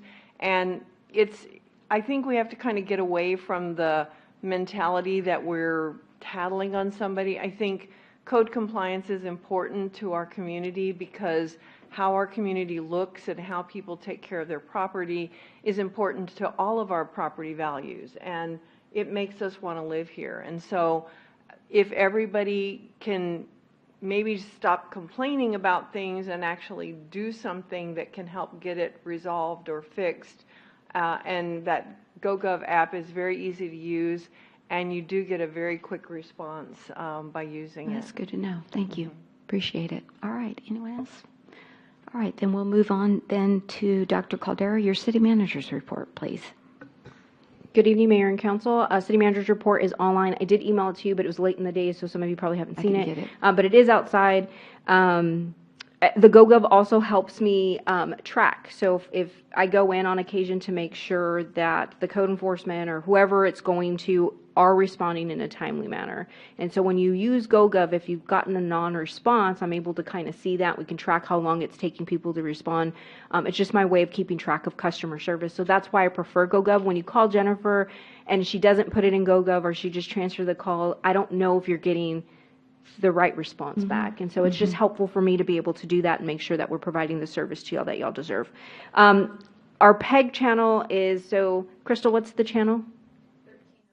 So if you have cable, 1305, we're currently trying to stream tonight's meeting. It's kind of our soft launch. Probably in the next few weeks, we'll get Comcast on. You'll be able to use Apple TV and other streaming services, and you'll have access to our public access channel. We will be streaming our council meetings on this channel. We will be streaming just city events, city information. We will be hopefully getting some YouTube information out, doing some interviews and stuff for the channel, and so we'll be utilizing the PEG channel. So you'll see some of that in the budget. So you haven't ever used your PEG fund, and so it was my goal to get another source of revenue for you in regards to your PEG fund. So we're really, really excited about that. We'll have Roca and Miranda bring y'all an update on how to access it, all the great stuff with it. But Angela did watch from home last night, and she said it was working. So we're hopeful. Again, I mentioned the butter blocks. You'll see the butter blocks at the park. You'll see them in the parking lot going, especially around the parking lot going into the park to prevent drivers from driving into the park. And that concludes my city manager's report. Thank you very much. I appreciate it. All right. Moving then to the consent agenda, 6.1 through 6.3. Is there any council member who would like to remove either in 1, 2, or 3 for discussion? Seeing no one, may I have a motion and a second to approve? I so move. Thank you. And a second? Okay. Councilor Mersch. We have a motion by Councilor Roscoe and a second by Councilor Mersch to adopt consent agenda items 6.1 through 6.3. All those in favor say aye. Any opposed? The motion does carry. Thank you very much. I appreciate that. We move then to the regular agenda item, and it's agenda 7, 1, 2, 3, and 4 that are appointments. Ms. Pusley, if you'd like to come forward. I thought maybe we could just, instead of taking one, but we'll take 7-1 and then we'll announce the appointments, that kind of thing? Okay. So let's start with 7.1, discussion and possible action on the resolution appointing members to the Citizens Police Advisory Committee. And we have Councilor Bolton, Councilor Campos, and Councilor Mersch. Their appointments are due today. Correct. And I do want to add, before they make their appointments, that Councilor Ray Orozco would like to continue serving as the liaison, so I'd like that to be. Expires in 26. Oh, it expires. Oh, hello. Never mind. We don't have to vote for you then. No. Good for you. All right. So, Councilor Bolton, your 2 appointments, please. Well, Darby Riley and I believe it's Raymond Diaz. I'm sorry? Raymond Diaz. No, Okay, Raymond well, Diaz is over there. Yeah. Okay. Well, I'm trying to remember that gentleman's name. if I can, Yes, go ahead.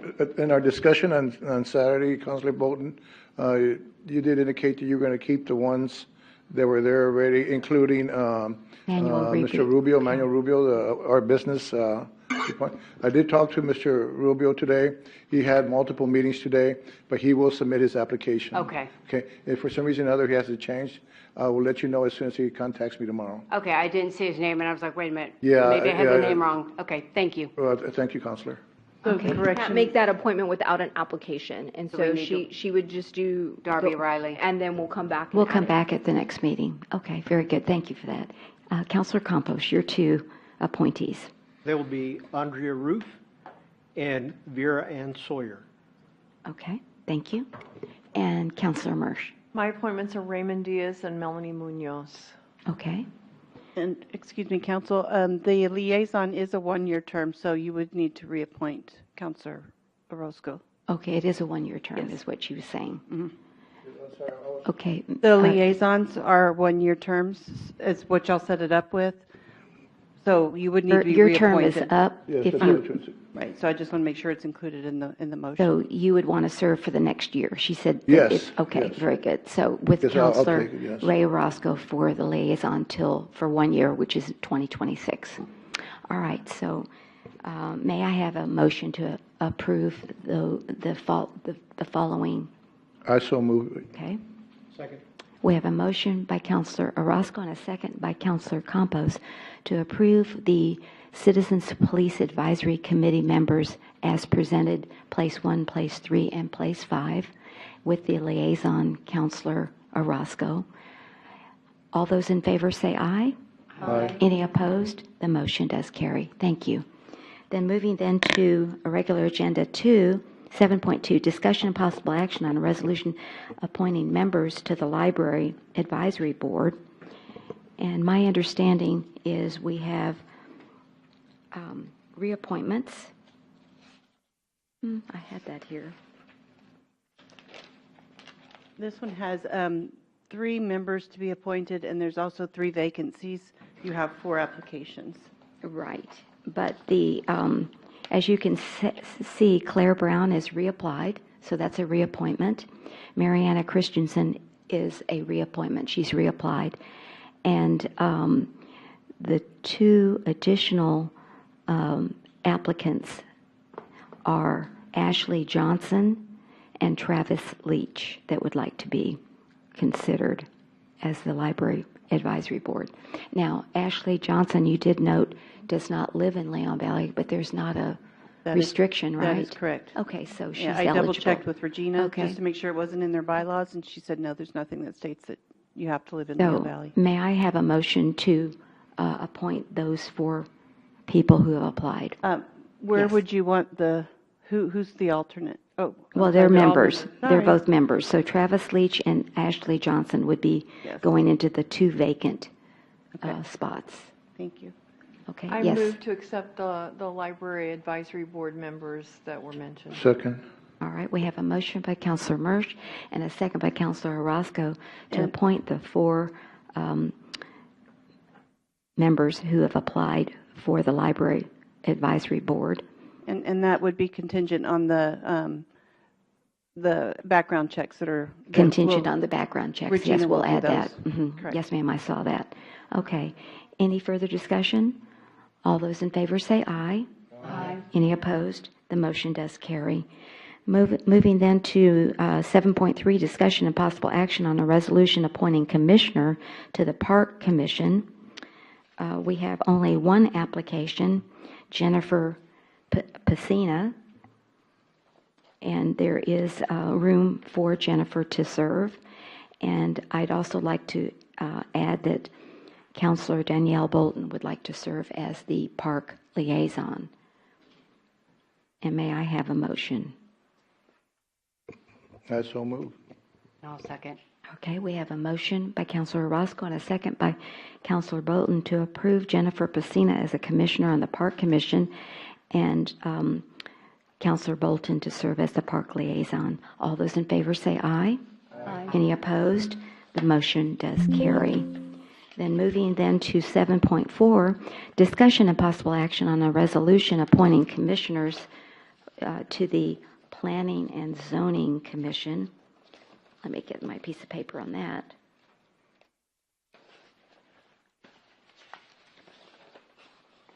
On this one, I will. 'Cause I we will have point out reappointments. right, and there are different terms on these. So you Mhm. have the 2-year, and then you have the 1-year appointments to make, along with the council liaison, I believe. Okay. Let me make sure. So, No, this one does not have a council liaison. So if you wanted to appoint one, yes, you could. we have a council liaison, and that's going to be Philip Campos. Councilor Philip Campos would like to be the liaison. And so Dave Perry is a reappointment.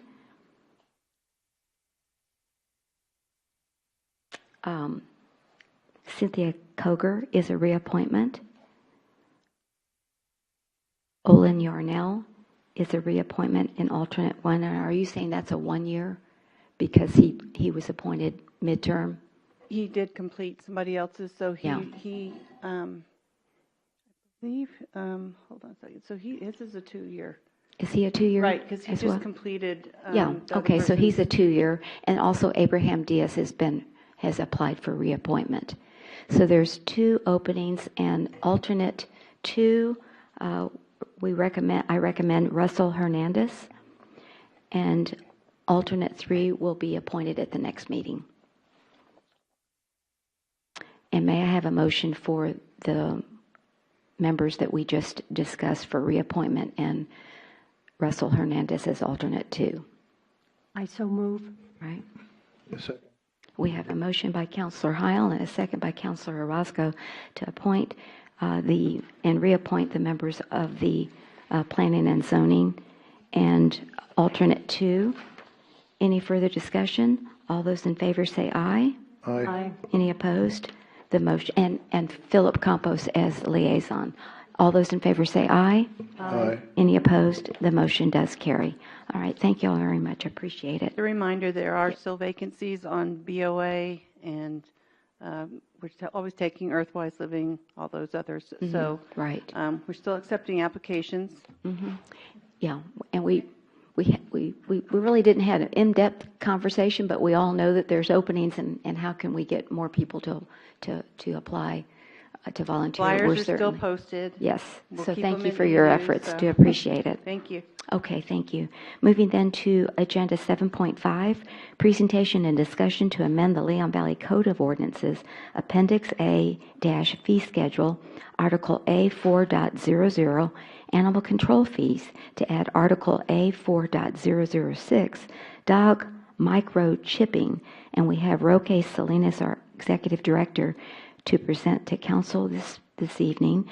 This is a first read, so we will not vote, but we will, if the council approves, put it on the consent agenda for July 15th meeting.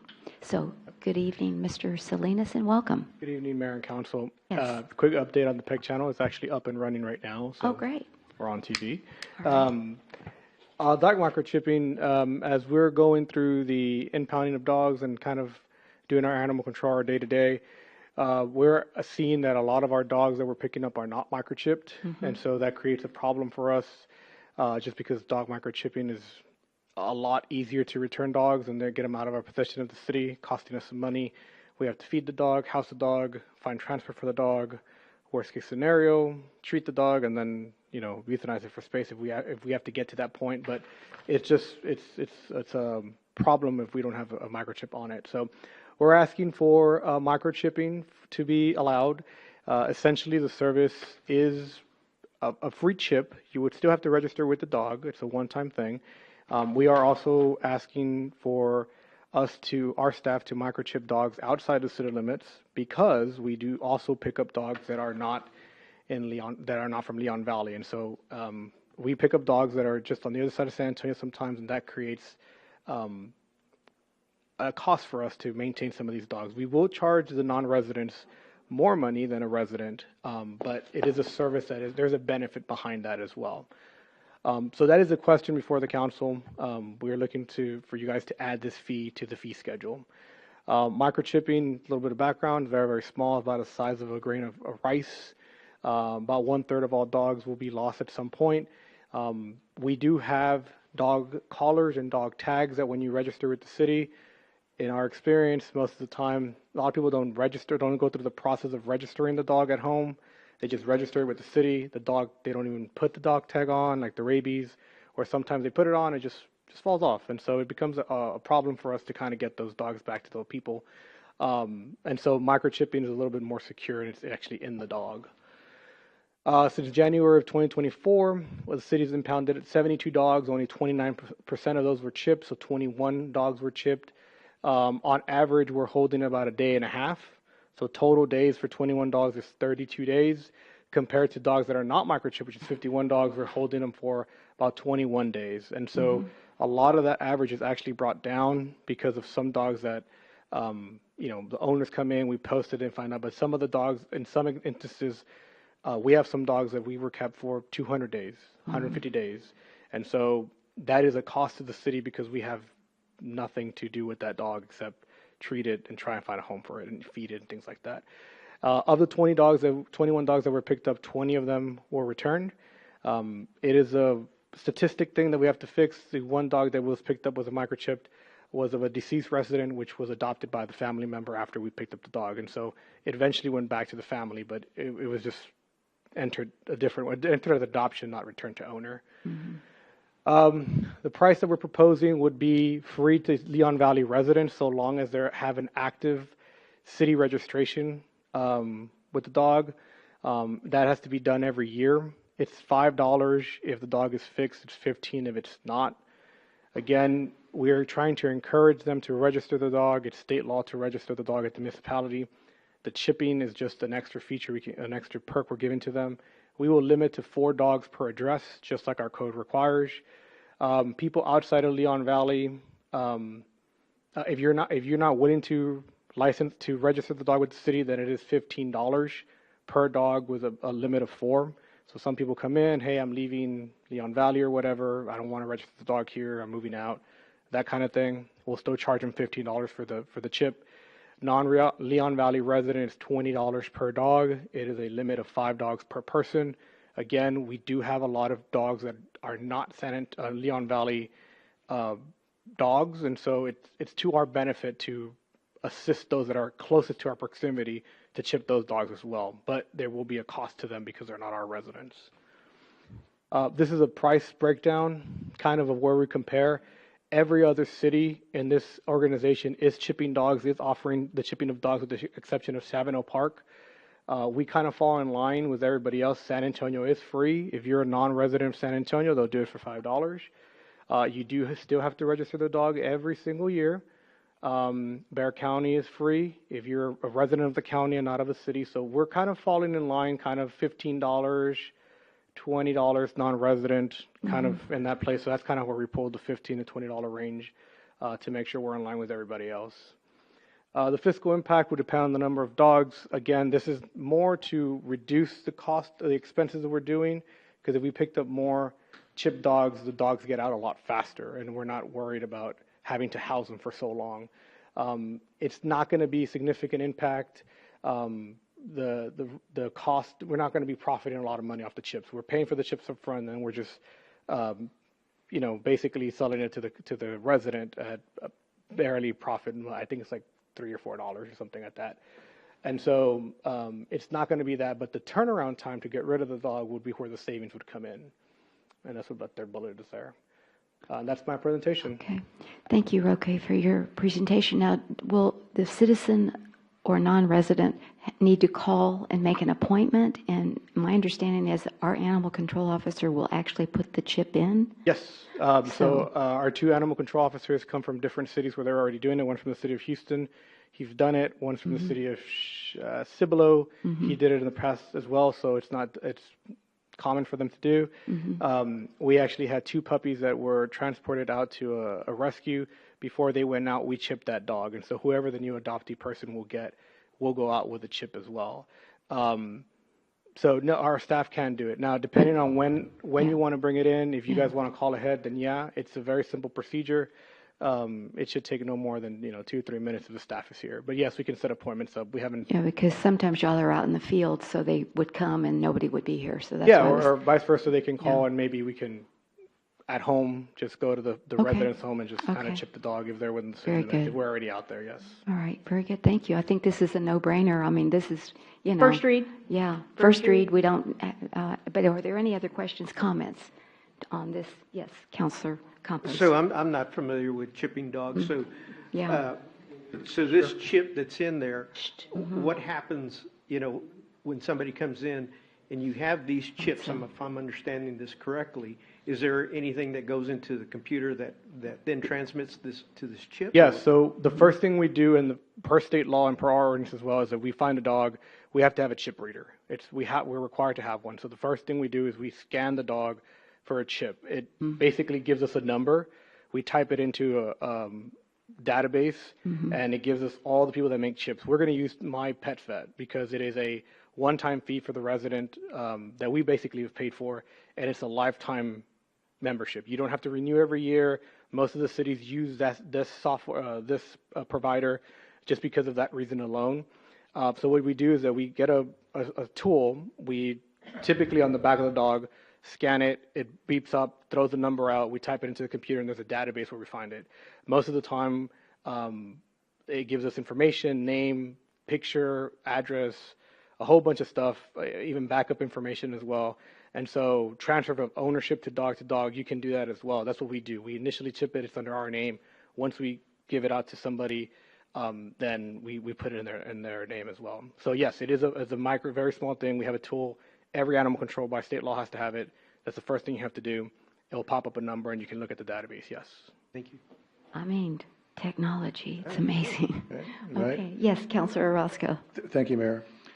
Out of the 20 to 21 that were returned back to the family, I'm always in favor of trying to get the puppies back to the family. Believe me, I am. And having to lost one or two. Did they pay a fee? Do we charge them anything for bringing a dog back to them? No, not it is in the code. We don't do it right now because right now our main goal is just to get rid of the dog. But if we are chipping dog with this program, we do anticipate to start charging that fee because we are providing you a service that you've taken responsibility, you've taken the ownership. We will start enforcing those fees right now. We don't want to create. Right now, I have people that just surrender. Oh, that's my dog. Okay, it's $35.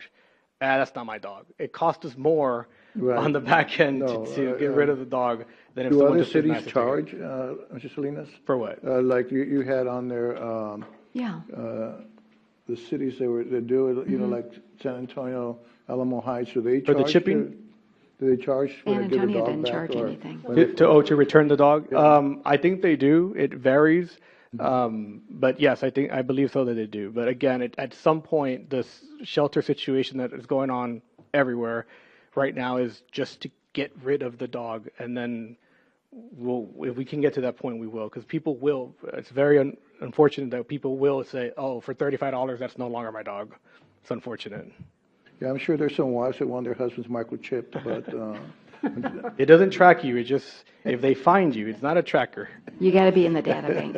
All right, thank you, Mr. Salinas. Appreciate you. Yes, I Councilor was just going Bolton. to state that I know that San Antonio does charge, and it's $250 when you go to pick up your animal. Oh, okay. That's if the pound has picked them up, if they've gotten out of their yard or something like that, and they get picked up, it's $250 an animal, and that was 10 years ago, so it could even be more now. But most cities do. So Converse and those that have animal shelters are going to charge for them to pick up. The only reason we have tried to charge in the past, we had a pug and I forget the other one.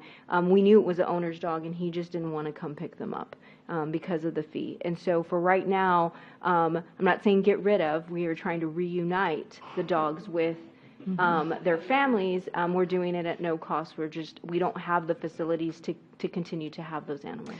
Right. I just turned into Roque. I was walking this morning, and this was on Forest Knoll, and we walked that street all the time, but there was a dog on the front yard protected, and it was just junk, bags and bags, like they'd been evicted, and they just left the dog. But the dog was very protective, but it was a part lab. So anyway, I just turned it in, but I don't know what happened there.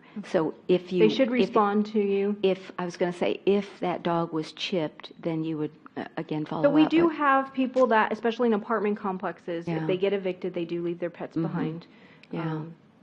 And we've had that before where the dog is chipped and we basically tell them, you're going to get this dog or we're going to file charge. And they come and get them. They eventually do come and get them. Yeah, we'll charge abandonment charge. Abandonment charge because we know it's their dog, yes. Great. Yes, Counselor Heil. I had all my dogs chipped at San Antonio, and they didn't charge anybody. They were just chipping the dogs, and off you went. But I appreciate you doing this. This will make a difference. It is going to make a difference. And hopefully, Yeah. you know, owners will come and get their pets. Sometimes they don't want to, so, you know, that'll be something we deal with. But I appreciate this. Thank you. You bet. Okay. So is there a consensus to put it on the consent agenda on July 15th meeting? All right. Very good. All righty. Thank you so much, Mr. Salinas. Do appreciate it. All right. We move in then to agenda item. Yes. Mayor, Yes. I do want to make a clarification. He said the PEG channel is up and running. It's not. We don't have Cablecast on. We're using a free streaming service right now, so it's not stable, and so it's going in and out. So that's why I'm not doing a launch. That's why my statement earlier stated that the PEG channel, we're launching it. You can see it, but we're not doing an official launch because I'm not using a correct streaming service right now. I'm using a free streaming service, so it's not stable enough, and so I don't want to make it public and people go look and they don't see anything. I'm waiting for that to come in before we say Okay, it's ready so to go. I'll wait on Yes, ma'am. announcing that. Okay, very good. Thank you for that. All right, agenda item number 9. Any requests from members of our council to add any items to the future agendas right now? I know we're still working with our retreat items, so maybe out of that we might put it on a future agenda item. So, okay, very good. Anything else? All right. Well, if there's no objection, we move to adjourn on June the 3rd at 8:55 in the evening. Thank you all very much. Appreciate y'all being here, and thanks again to the staff for their presentation on the budget. Do appreciate it. All righty. Take care. Bye.